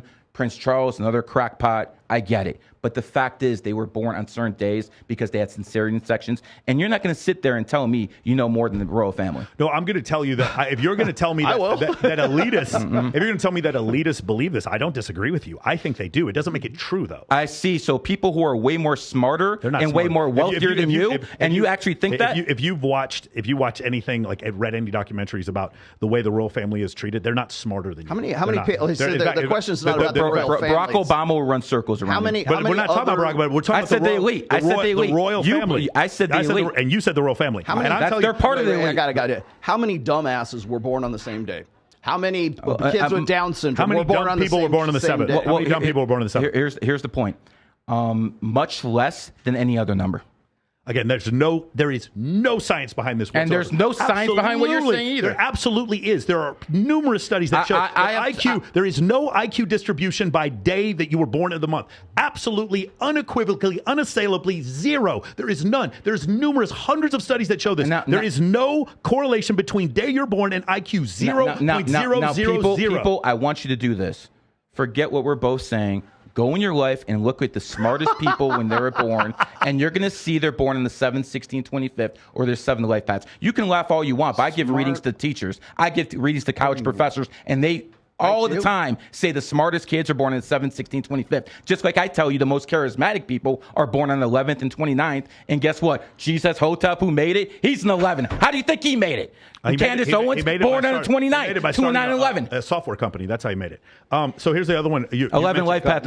You mentioned this before. White people are better with technology, and black people are better with nature. You said that before. Yeah, I agree with that. 100%. Are there any other specifics that you believe about different ethnicities? Yeah, I believe Mexicans and Latinos are way harder working people than most others. Okay, got it. And you said 70% of women you believe are communists. Or believe. Yeah, they think like communists. And I can actually maybe egalitarian. Is communist the word you want to use? Actually, I would say 70% of women think like communists. And again, I'm not trying to disrespect the women out there who are hardcore conservatives. I'm not trying to disrespect them. But 70% of them are communists. I can actually prove this. Okay. In 2002, when the U.S. overthrew Hugo Chavez in Venezuela, they overthrew him. They had a new president set up. It was the women who came into the streets, the women who protested, and they got Hugo Chavez released from their American prison, and all of a sudden, Venezuela went to hell. Because women... they always want someone to take care of them psychologically. And if it's not going to be your daddy, it's not going to be a boyfriend or a father, it's going to be the goddamn government. 1917, Russia. The Bolshevik Revolution started with women protesting. This is a fact. And the fact of the matter is, I rue the day that women gain control of any freaking nation from any power standpoint, because 80% of them are not emotionally ready for leadership. But you know what? That's where the numerology comes in. Because one is male energy, and if a woman's born on the 1st, 19th, 28th, she will have more leadership ability than even some men. Fact. So you mentioned before, this is another thing, and I'm just curious because I feel like you can make a lot of money from this. You said all disease can be cured through sound. Could you maybe use some of your finances to find ways to make some of these cures? You said I'm not a scientist. So, but you believe all cure, yes. all disease, and you also said that the mainstream media wouldn't want this out. Although I will mention one of the biggest podcasts of all time. It was a serial, not like serial, but it was one of the early podcasts. Was literally on this idea. It was the idea that there was a species somewhere else spending. It was very similar to the movie Contact, where they were using sound and it was killing humans, and then they used sound in order to heal them. So this idea has been out there. Well, my point is, what you said was anybody who comes out with that idea publicly is going to get black helicopters and vans or whatever. Do you have any proof that all disease can be cured through sound? Do I have any proof? No, I do not. I'm not a scientist. By the way, I'm not a scientist. That is a theory I have. Got it. It's a theory. Got it. Okay. Just like the scientists have theorisms. Beautiful. That is my theorism. I also believe, fair. and I want people to understand this. I also believe that running water is something that can help calm people and soothe people down. There's science behind that. There is science behind it. So the fact of the matter is, whenever I'm in a hotel room, I always leave the running water. I always leave it on because I personally believe, forget the science, I personally believe that just that sound basically has different vibrational energy that goes around it that's healing to some people. I believe that being by the ocean heals people physically, psychologically, things of that nature. Sure. That comes for me because of my understanding of numerology and astrology. You might find a way that says, okay, science backs this too. Cool. But there's certain things right now the science won't back that it will in 200, 100 years. See, what you just did is you just removed the faith out of what you were talking about. I have no faith. I understand only that, have but facts. what I'm saying is this, is you have a faith in the fact that there's some sort of healing energies in the sound of running water, correct? Yes. Okay, so if science goes and says, yes, it will indeed. I'm happy the science caught up. Okay, I'm happy the science caught up. Hold tight. Let me finish this one because this is real good. Okay, so if I can prove to you that in our evolutionary past, our ancestral past, that the sound of rain or the sound of the ocean or running water meant we're close to water, and so therefore we have some sort of a better personal chance of security, survival. Exactly, better chance of survival because now, hey, the rains are coming on the and it's also one less area we can be attacked from. That's exactly right. So now what I've done with common sense is I have ruined the faith that there's some sort of like cosmic energy in your mind, in the idea. In your mind, no, in the actual proof of the science that's showing behind the scenes here that this is like. Remember what I told you about. If any sufficiently advanced technology is indistinguishable from magic. So if you think the magic is that the sound of running water is going to make your energies align and your chakras go whatever the fuck they are, and then I can go and I can say, hey, look, here's the science behind it. You don't even believe in that stuff. Here's the science behind this. I know you don't. I'm not saying you don't. I'm not saying I do either. But I believe in chakras. But the science behind that is now ruining the faith that you had in the fact that this was energy or chakras or you mean just because just because the science backs what I believe now it ruins what I believe in the first place? That makes no sense. Not at all. But your reasoning for it does ruin. But it pulls it out of the metaphysical and puts it into objective. If I believe what I believe from one standpoint and you believe what you believe from a different standpoint, that doesn't basically say invalidate my argument. Yes, it does. I will be happy. I will be happy that you found a different correction. Like for instance, you could take this street to get to this location. I'll take this street. Me driving from the left and you driving from the right does not disprove that I'm coming from this direction. No, right. It does not. The results are the same, but I'll give you an example. Like so, for instance, there were certain constellations that would rise in the sky before the Nile would flood in Egypt, and so they started to correlate those constellations with the flooding of the Nile. What they did incorrectly, though, is they believed that the Nile flooded because of the constellations as opposed to the position of the earth and the sun. And so they came to the reasoning, the correct result, but they came to it incorrectly because they switched cause and effect. That's where the difference is. But I want to get to this question I want to ask you real quick. The other one is, you believe Nikola Tesla and or Donald Trump are time travelers? They could be time travelers. It is possible. It is possible. It is possible. Time traveling from the back. I believe Elon Musk is a time traveler. How are you time traveling backwards in time? I'm just curious from a scientific standpoint. I don't believe. First of all, I'm not a scientist. Okay. This is not numerology and astrology. These are my theories. Okay. So I don't want to be challenged. Oh, you're a fraud. This is what I believe. Okay. Can't bring up statistics. This and this and this.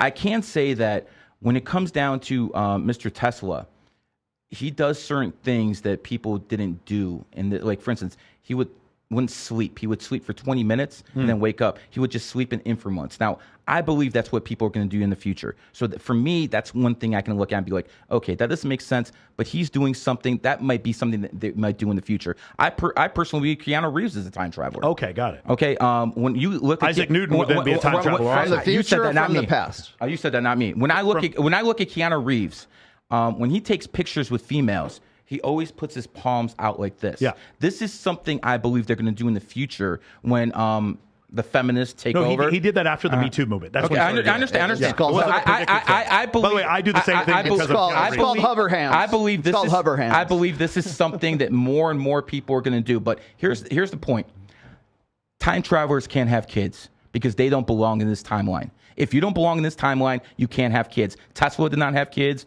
What's his name?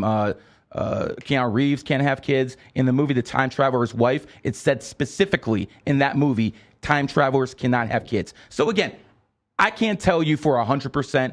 I can put things here and here. I personally believe that Tesla is a time traveler. Okay, the Zionist faction of the CIA. Can you go into Zionists, what you believe Zionists are? You really want to do this? Yeah, definitely. I definitely do. Okay. I'm Jewish, by the way. Okay.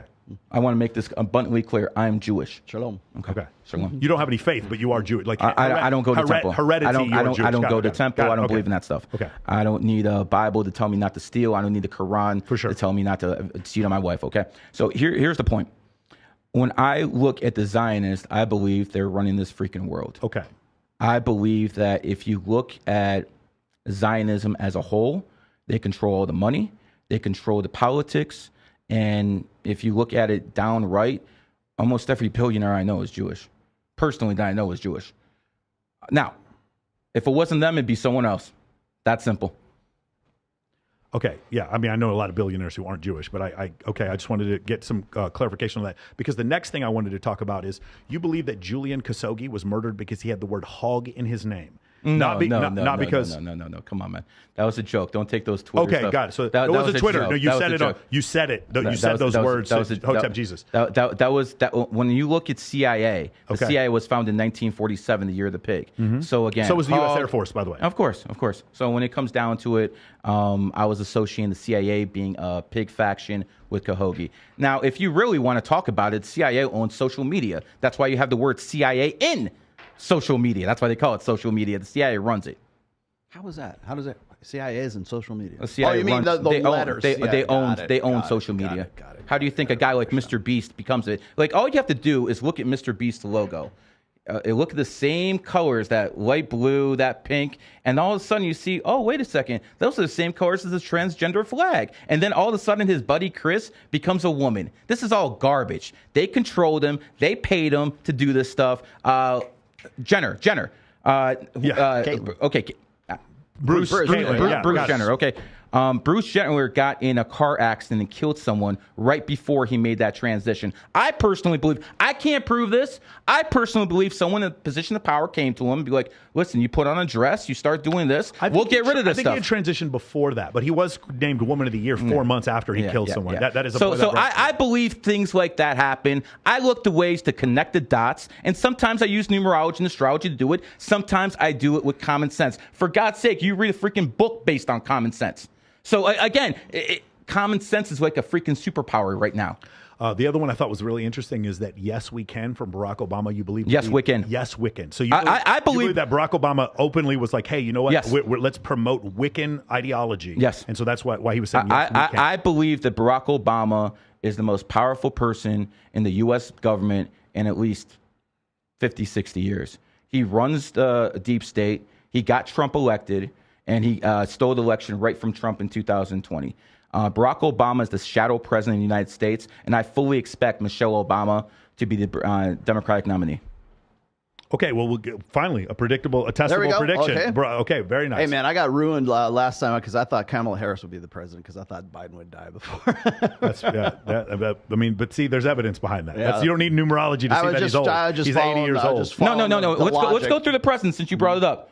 Joe Biden is an 11 life path. The president before the guy who was the Democrat before him president, Barack Obama, 8-4 in 1961, another 11th life path. Before that, it was John Kerry running, born on the 11th. On the Republican side, John McCain, born on the 29th. Sarah Palin, born on the 11th.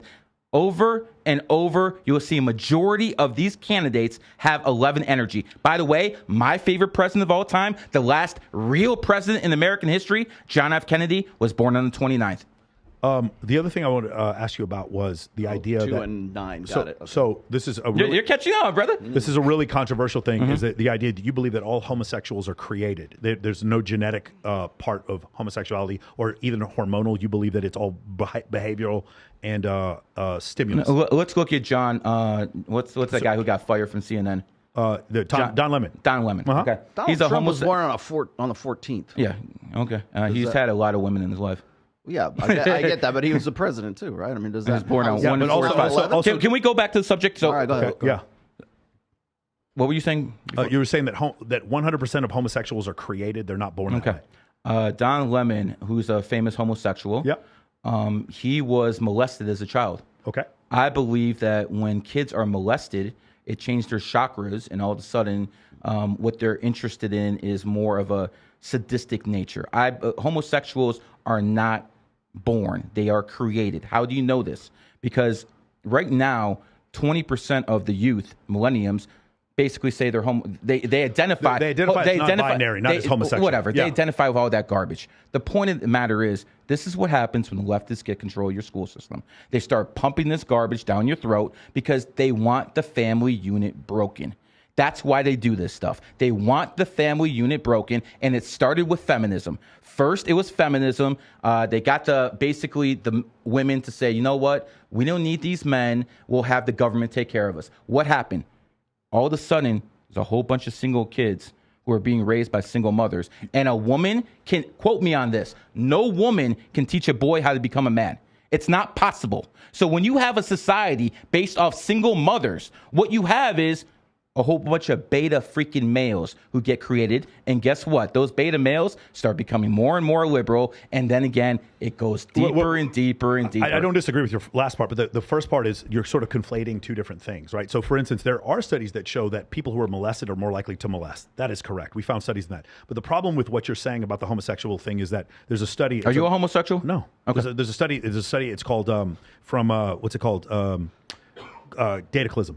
Yeah. Remember the book Dataclysm? So what they do is they look at gay searches by state, and it's the same in every state, the same number. So you're saying it's the same number of molestation per state? I would tell you there's probably a lot more homosexuals in California than there are in South Dakota. They may have moved there, but like initially what they found is that there's the same level. Here's the other thing. When they look at abuse, the people tend to claim to be abused when they came out as homosexuals as young children. When they come out as homosexuals when they're older, they claim less abuse. So meaning what you're saying is that the redheaded stepchild was abused because when he got abused, he became redheaded, as opposed to him being abused because he's redheaded. And the point is, what I'm saying is there tends to be higher levels of child abuse for people who are homosexual when they come out when they're younger. When they come out when they're older, it doesn't seem to hold the case. Also, the vast majority of homosexuals do not claim to have been sexually molested. No, that's what they claim. So you're saying like 90% variance of them being molested. I'm just using math. I don't care about this. I'm going to say a couple things. I find it very interesting that when lesbian couples go to adopt, they don't care if it's a boy or a girl. It's 50-50. When gay male couples go to adopt, they want boys 90% of the time. You do the fucking math. What the hell does that mean? You do the math. True. That's a fact. That's a fact. Yeah, but most Chinese people wanted boys also. It wasn't to molest them. It's because they felt that boys were more useful. All I'm going to tell you is two gay guys want little boys 90% of the time. You do the math. Whatever observation you come from that's good for you. So I think you're missing correlation with causality. Like what I'm saying is the priesthood doesn't make people into child molesters. Child molesters choose the priesthood. That's what I'm saying. I think it's a combination of both. I think it's a combination of both. I think that because there's several priests who don't molest children. I think what happens is people who they're hiding the fact that they're pedophiles, and they're hiding the fact that they're homosexuals, and they look for a place to hide, and they choose the priesthood. I'm sure predators do that. They've been doing that forever. For sure. But what I'm basically trying to tell you, it's both. It's not just one. Well, that's both. What you said. You said so there's plenty of proof that homosexuals are not created, that they're born, because there's plenty of, because the distribution of homosexuals. I don't think homosexuals are born. That's what I'm saying. There's plenty I don't think homosexuals. I know we're agreeing. I agree that you don't believe that. Yeah. That's what I'm saying. Well, there's plenty of proof that they are born that way. Because I disagree. Because there's again, if what you're saying is true, then there wouldn't be a normal distribution of them throughout the country. What you'd have is the states that have more molestation would have higher levels. Like for instance, the states in the South, that like Mississippi, Alabama, and Georgia, they report lower levels of homosexuality, even though that's probably a misreporting. But they have higher levels of child abuse. And so what would happen is you'd have higher levels of homosexuals coming from those states. You don't see that. That's the math I'm trying to point to. 3% of society identified as homosexuals about 30 years ago. Now it's about 20. That's a big difference, bro. That's because you're conflating homosexual narrative. You're conflating homosexual males from I'm telling you, they're created. They are created by the school system, by the educational system. They are created. That's what I'm trying to tell you. Eddie Izzard and Caitlyn Jenner are both men presenting as women attracted to women. Okay, they're both people got paid off to basically influence other people to do the same thing. My point is men presenting as women, like attracted to women, are different from men who are attracted to men who are interested in men. Those are two different things. That's why I really have a massive problem with the lesbian argument with a gay argument. Those are two different things. Homosexual women have completely different biologies and neurologies than gay men. I don't know why they can't. I agree. Yeah. First of all, I have no issues with lesbians. But that 20%, is part lesbian. Let me finish. Yeah. I have no problems with lesbians. Number one, lesbians don't really spread STDs. And most lesbians in a relationship, not because of sex, they're in a relationship because of a relationship or emotional bond.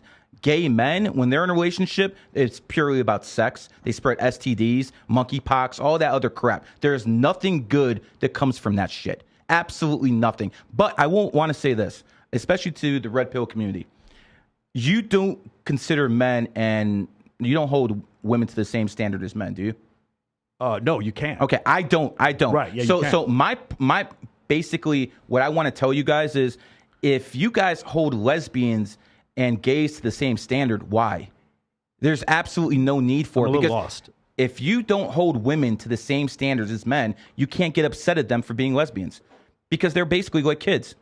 I'm definitely not upset of any woman for being a lesbian. I am very pro I don't have any. Yeah, you're pro because I get it. You're a 5. Look at this guy, man. All this stuff he's talking about. 5, he runs this stuff, and he's a 5 life path. This is what. No, he's a 3 life path, but he's born on the 5th. My apologies. I thought you were 3. What else you got? I was looking at I wanted to look at the stats for homosexual adoptions. I did not know that. Yeah, listen. It's more. You are correct. If you go and you look at the LGBT flag. Studies show that gay male couples adopt girls more than boys, though. That's garbage. Gary's very wrong about this. 90% of gay men adopting more boys. Please stick to the facts. That's 100% fact. When it comes down to it, I want you guys to look at the gay flag. It has the color red on top and the color purple on the bottom. Red is the number of it's the color of sexuality. The first vowel in red is E. The first vowel in sex is E. And when you look at that, you're going to see a correlation based off E being the 5th letter, as we talked about before, 5 being the number of sexual energy. So when people want to basically, women who are listening, if you want to seduce people, wear the color red.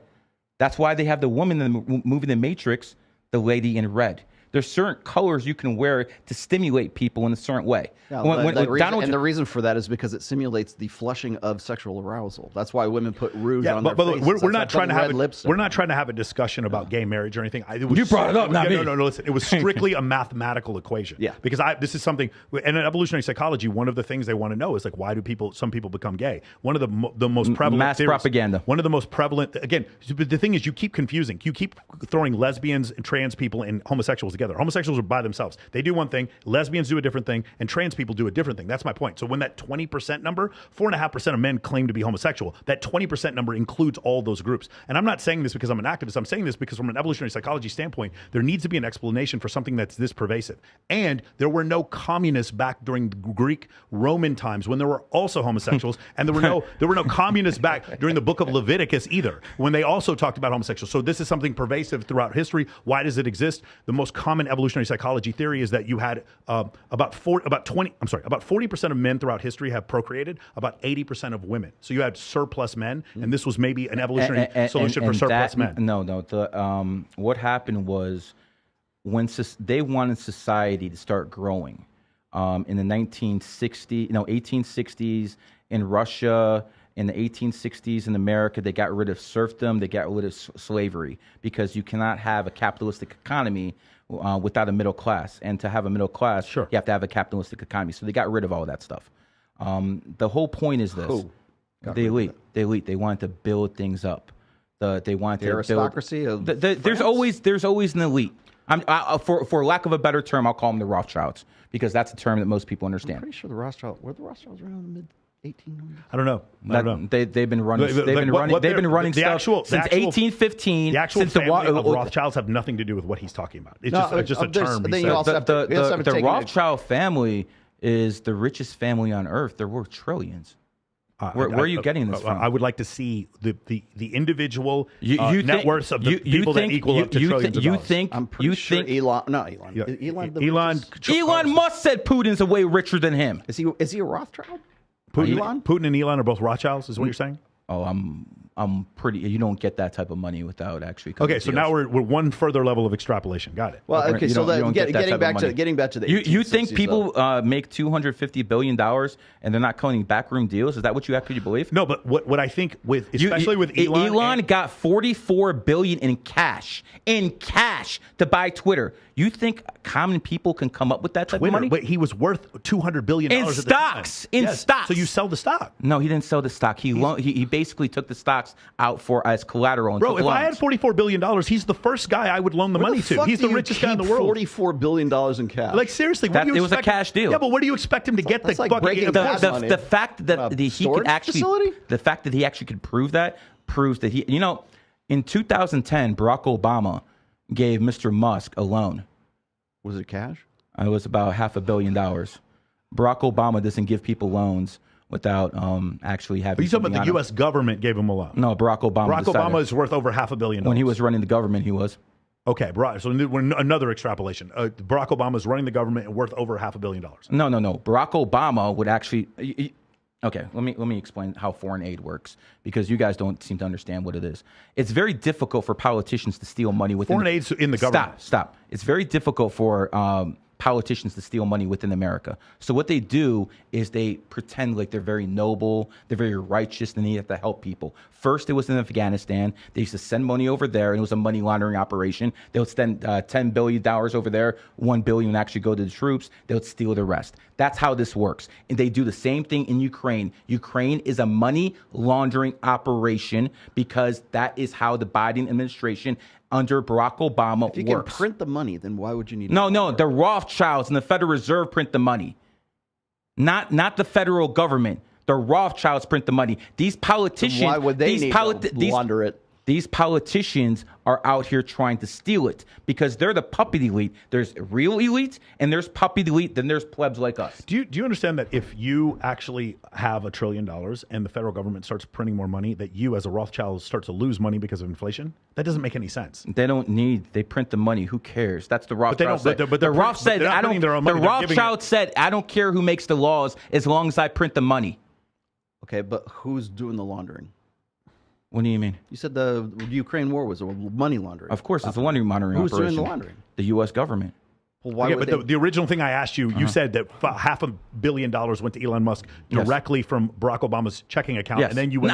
No. I did not say his checking account. Okay. I said he's in charge of the government, and he gave someone a loan. That's what I said. The government. He's in charge of the government. He's in charge of the government, and he has to sign something for people to get that money. He's the president of the United States. He has to sign laws, and then Congress has to approve them. Are you referring to the tax breaks that people got because the cars were electric? Is that what you're talking about? It's all a money laundering operation. But I'm saying, is that the money laundering operation? What I just said? No. Something else. The money laundering operation, like when Barack Obama sent about $1.5 billion to Iran in cash.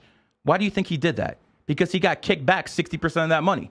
Barack Obama's a freaking billionaire. Barack Obama is running this freaking government under Biden, and he's basically making Biden look like a fool because that's what you want when you have a shadow president.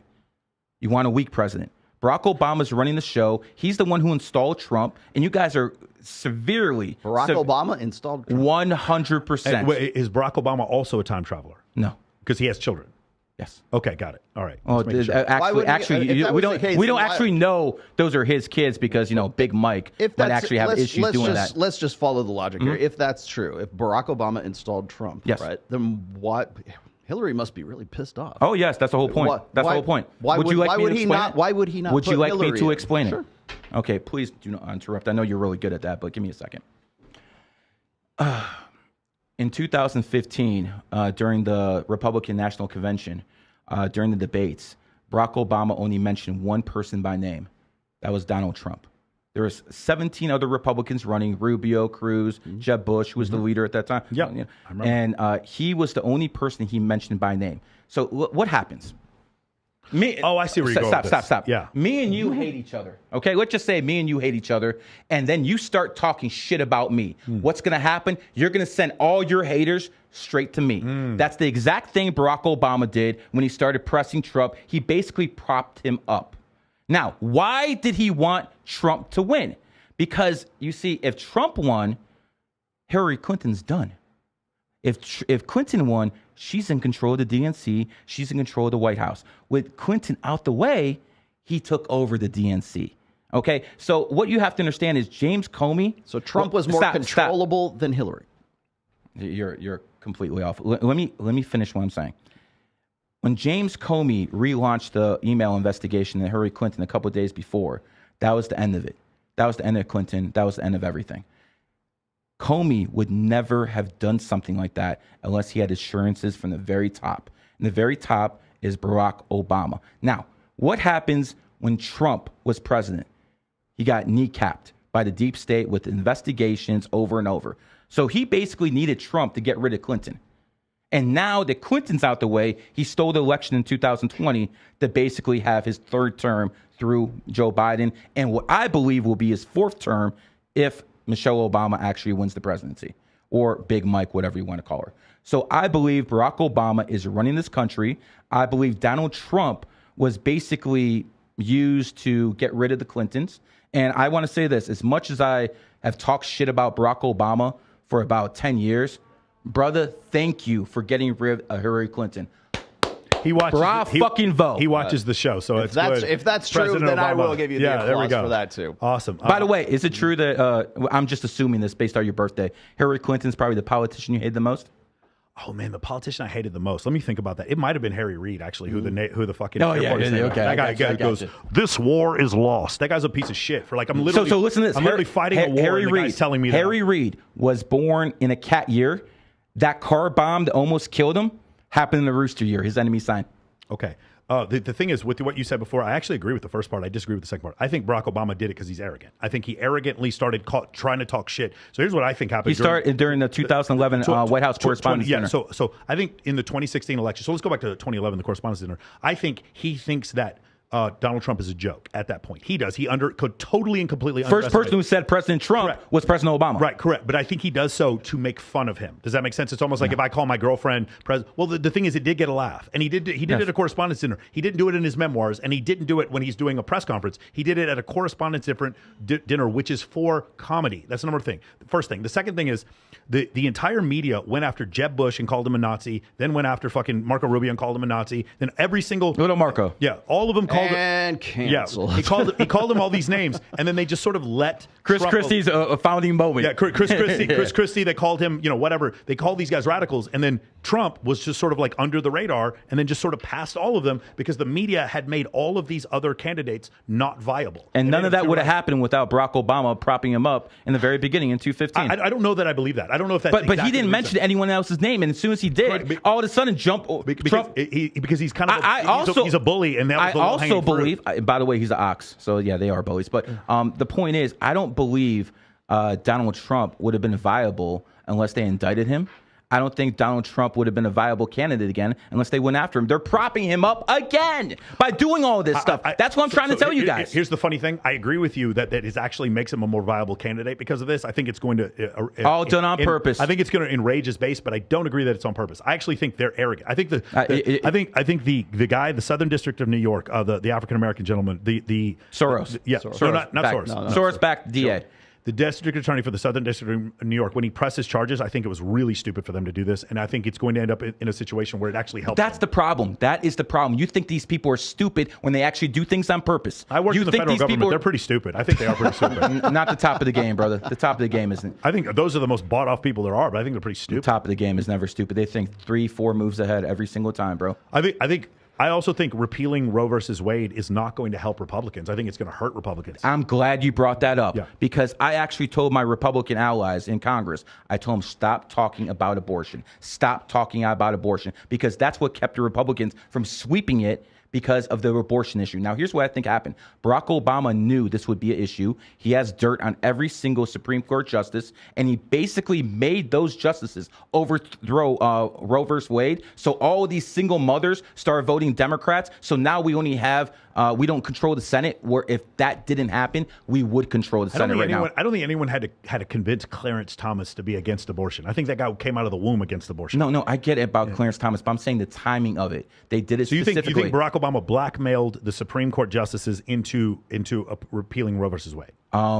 The timing of it during the midterms, yes. I mean, because what would have been a lot smarter is if after the election, had their candidate won, then, like say Trump wins after the election, then to repeal Roe versus Wade. No. You do it before the midterms because the Republicans would control the goddamn Senate. If it wasn't for it, the number one issue single mothers voted for in the last election was abortion rights. That's what galvanized them, and they knew it would. I'm telling you, guys are over here thinking that's why they. Yes, I will agree with you. You guys think they're playing checkers? They're playing chess over here, guys. I think we agree on the result. I think we disagree on the reasoning. I think I agree with the tactics and the strategy side of things because you got Elizabeth Warren talking about what debt forgiveness for school loans, and of course that affects disproportionately. Propping people up is something that has happened throughout history. In 1938, the German generals were ready to overthrow Hitler. Well, they were ready to overthrow him, and what happened?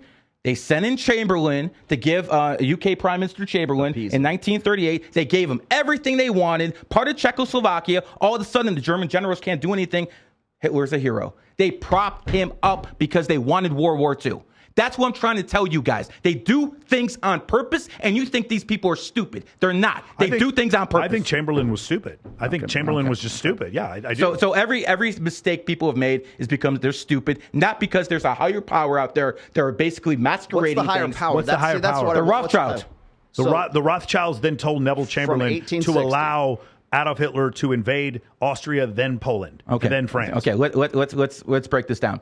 Zionism. Okay, we talked about that, right? What was Hitler's party called? You're a guy of history. The anti-social. I'm sorry. The National Socialist. Okay. Yeah. So let's take the first two letters of National Socialism. NA. In German or in American? English. Because English is the dominant language in the world. So let's take the first two letters of National No, it's not. Actually, it would be Mandarin Chinese. I see. So we have Chinese More signs. people speak Chinese We than have English, but we have signs in English, in American, in Chinese on the freeway. No, they have signs in the English. most spoken language in the world is Chinese. If you go to other nations, all the highway signs there are more in Chinese English. people than there are people who speak. That might. America is the dominant language in the world. America. English. English. America. Yes. Sorry. Continue. Go, proceed with your logic. Okay. So, where was I going? No, the Rothschilds manipulating the world. And by the way, let's just point out one other thing. Zionists. Adolf Hitler, there was an attempt on his life also during, I believe, 1943 or 44. Oh, yeah. There was a bomb. He was on the other side of a pillar, and it blew up. 1943. What? 1943 is the year of the goat. Hitler is an ox. Thank you for proving my point about he enemy didn't signs. die. He lived. He was fine afterwards. Okay. And the guy who went after him, do you remember his name? I don't. He was born in 1943. He was born in the goat year as well. So the guy who tried to kill him was born. They made a movie on him, Tom Cruise. I forgot what the guy, Valkyrie. Or something like that. So the guy who actually did that, the guy who actually tried to rise up against the Rothschilds are pro-Hitler and anti-Hitler at the same time, is what you're saying. No, I'm not trying to say that at all. I'm trying to say that there's elites and there's puppets. And people like Hitler, Obama, they're powerful puppets, but there's people above them. Okay. And the people above them will never see, will never hear of them because they don't want to be heard. They don't want, just like you said, you don't want people knowing what you have. You don't want anyone to know. They're the same way. Sure. They're the exact same way. The richest person in the world, you're never going to know what his name is. Unless I believe, it's Rothschild, but you're not going to actually see it in Forbes or anything like that. Got it. Okay. You just think that they are trillionaires, but there's no record of them being trillionaires. Correct. Because they control the whole thing because they're Zionists and they control the media and the banks. And I want you to understand there's a difference between Zionists and Jews. Okay. The Jews were getting killed in the Holocaust. The Jews were my people were being killed in the Holocaust. Okay. In gas chambers. Thank you for listening. Thank you for admitting that there was a Holocaust. I appreciate that. Of course, there's a Holocaust. Okay, good. When did I ever say there wasn't? No, a Holocaust? I know you did. Not you, bro. I'm just saying you catch stray bullets from other. Now. I don't believe 6 million people died. Interesting. I don't believe. Now, if you look at the Jewish Star, it has 6 points. They always like that number 6 in the Jewish religion. I'm not going to go into it, but you guys can look it up yourself. But when I believe 250 to 300,000 people died in the Holocaust, that's my personal opinion. That's a little nuts. That you think only that many people died. Well, if you look in the New York Times, they said there was a Holocaust in Russia that killed 6 million in 1903, 1913. Well, the Russians lost 25 million people. That was in war. Yeah. For sure. That wasn't a Holocaust. Yeah, but some of those people were captured. Some of those people. The only Holocaust that happened in Russia was in Ukraine when Stalin and his Bolsheviks were basically starving the Ukrainians. Starving the Ukrainians. Yeah. So that was a white Holocaust that no one wants to bring up. Yeah, no, I bring it up all the time whenever you're a snake. You're a snake. Whenever Russia when people are born in snake years, they're interested in history, like me and you. So you think the Holocaust was not 6 million Jews; it was 300,000 Jews? Yes, but I believe it happened. Okay, interesting. I mean, because there's just so many accounts that show multiple concentration camps, and also these people are just sort of not accounted for. There's 6 million Jewish people that just sort of don't exist. So let's go back to what I was saying. National Socialism starts with the N-A. Zionism starts with the Z-I. Let's add them together. N-A-Z-I, Nazi. So the Nazis and the National Social and the Zionists and the National Socialist Party basically made a deal, and there's a book on it called the Transfer Agreement. I encourage everyone to read that book. Awesome. I just feel like I'm what's her name, Marsha Clark, and I'm still wondering why would the Rothschilds want to do any of this? Why would there be some? You're looking everything through your eyes, through why you do things. What else am I going to look through? But that's the beauty of numerology and astrology. You can look through other people's eyes because you understand how they think. You guys are great at multitasking because you're threes. You're great at communication because you're threes. Why? You're also bored very quickly. Why would they want to? Why would you want to start that kind of shit? Why would you want to?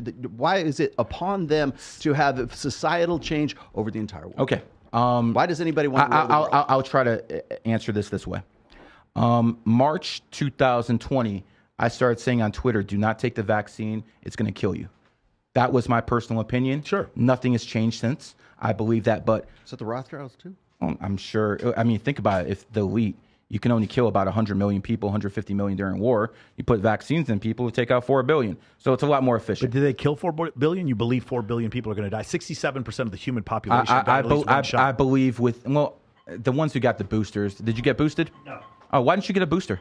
Just because I didn't see the need for it. I see, but you trusted the government on the original vaccine, but you didn't trust them on the booster. Know why? The reason why is because there was a SARS-CoV-1, and they developed a vaccine for this. So this idea that this thing was completely untested, we already had tried to make vaccines for something very similar to a coronavirus like this. Coronavirus is actually, and the other thing is the coronavirus is very similar. There goes my monetization.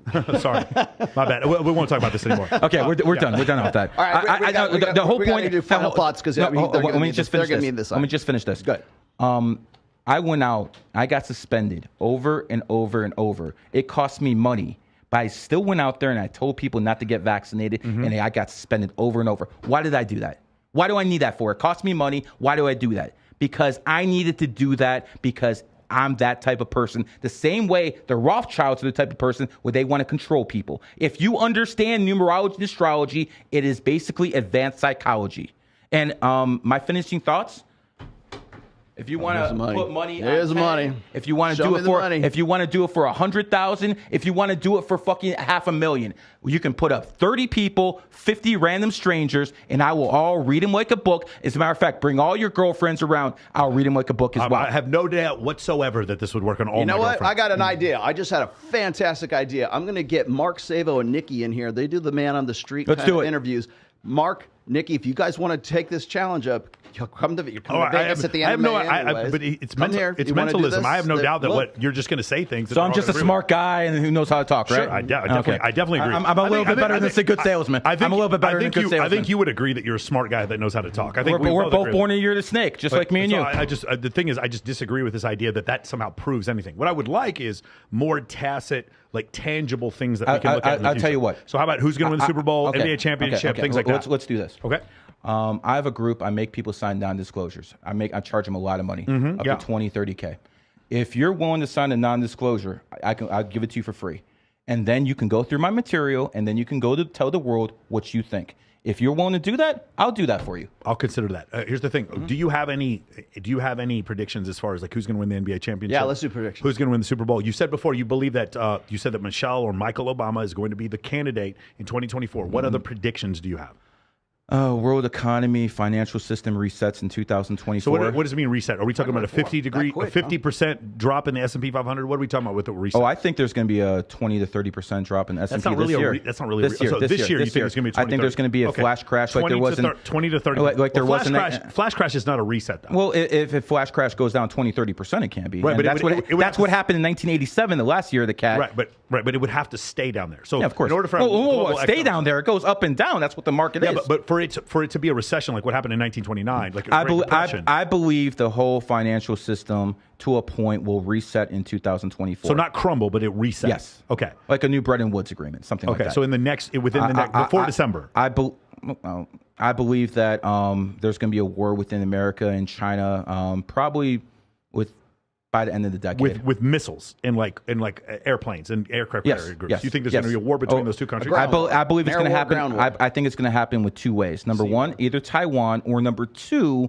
in Manchuria. I think the Chinese would be much smarter to go into Manchuria and take that from the Russians than they would to go into Taiwan. Yeah, but we're not going to defend the Russians, though. They can do that, and we won't give a fuck. That's actually... the United States is not going to stop China from invading Manchuria. You would be sadly mistaken, because the number one target is China, not Russia. I agree with you on that. Russia is hitting out its weight class. Russia is not a problem. We agree on that. But you have to understand how this works. The Visigoths and the Huns and the Romans were all at war together. And the Romans went to the Visigoths and said, listen, we got to take out the Huns. They all combined forces, and they took out the Huns. And as soon as the Huns were taken out, guess what happened? They went after the Visigoths. That's how it works. But there's still but what I'm basically trying to tell you is America would not allow the Chinese to have a port in Manchuria. I promise you that. Interesting. Okay, so that's a prediction. That's a prediction. That is a prediction. Super Bowl or NBA championship? It's too. You don't know. You can't do that one. Okay, can you at least give me the fucking Stanley Cup right now? Because I really need to know if my Golden Knights are gonna fucking win. I don't think the Vegas is Golden Knights are gonna win. You fucking asshole. Any individual predictions for Rolo or myself? Okay, let's do that. 3-2, 2037. You're going to start cutting off a lot of people this year. You're definitely going to start cutting off people, and you're going to start working a lot more this year. I love you, bro. Don't leave me. Oh, it won't be you. Trust me. I can think of a few names. You're backing this guy all the way. 6 to 7. Right now, October 5th, 1977. I got it. So right now you're in a 3-year cycle. 3-year cycle is about blah, blah, blah, talking, running your mouth, meeting people out the blue. You always want to meet people. After your birthday, you're going to be in the 4-year cycle like him. Expect to be cutting people off and being more of a homebody. Do you see how that's really generic? No, it's not. It's not really, because really fucking because generic. The fact of the matter is, if I give readings for people for $1,800 for 45 minutes. Got it. It's got 5 minutes. Come on. Okay. If you want to do an actual reading off this, I will do it for you, and then you can go back and tell people how accurate are. I'm not going to bore people to death and do it right here. I got you. Okay. I have not had Rich Cooper in my chat room in like I can't even remember years ago. Ask Rich. Rich is in the chat right now. Ask Rich. It was shout out to Rich Cooper. Ask Rich. It was worth giving Andrew $10 million just to promote his ass. But whatever.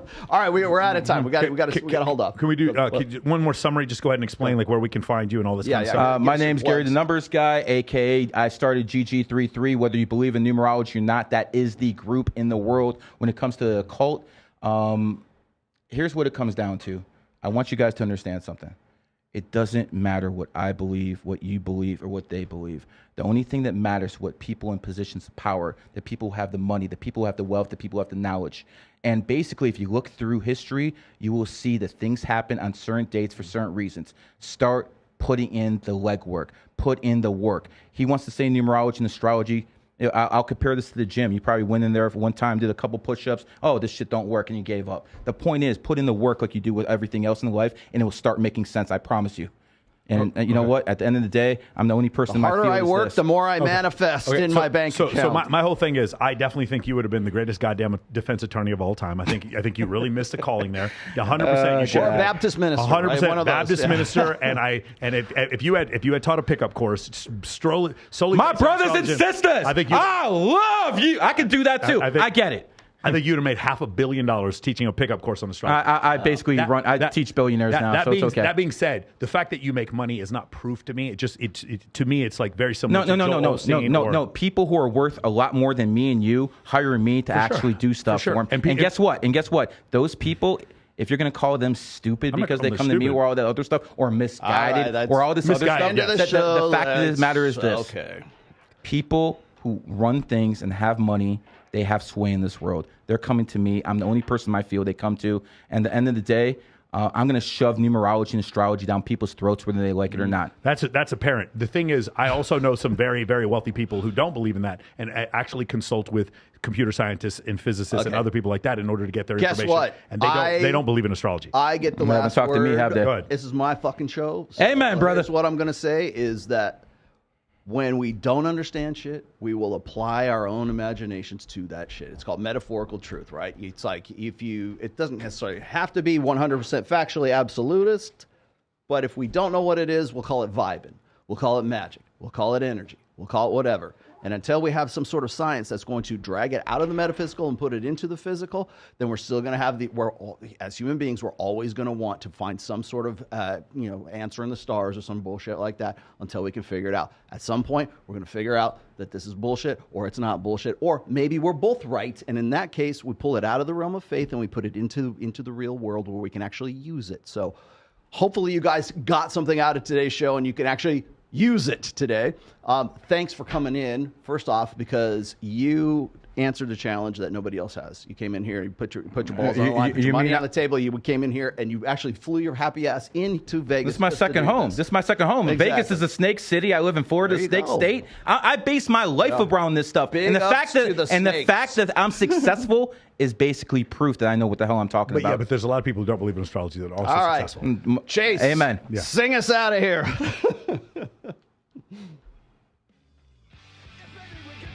There we go.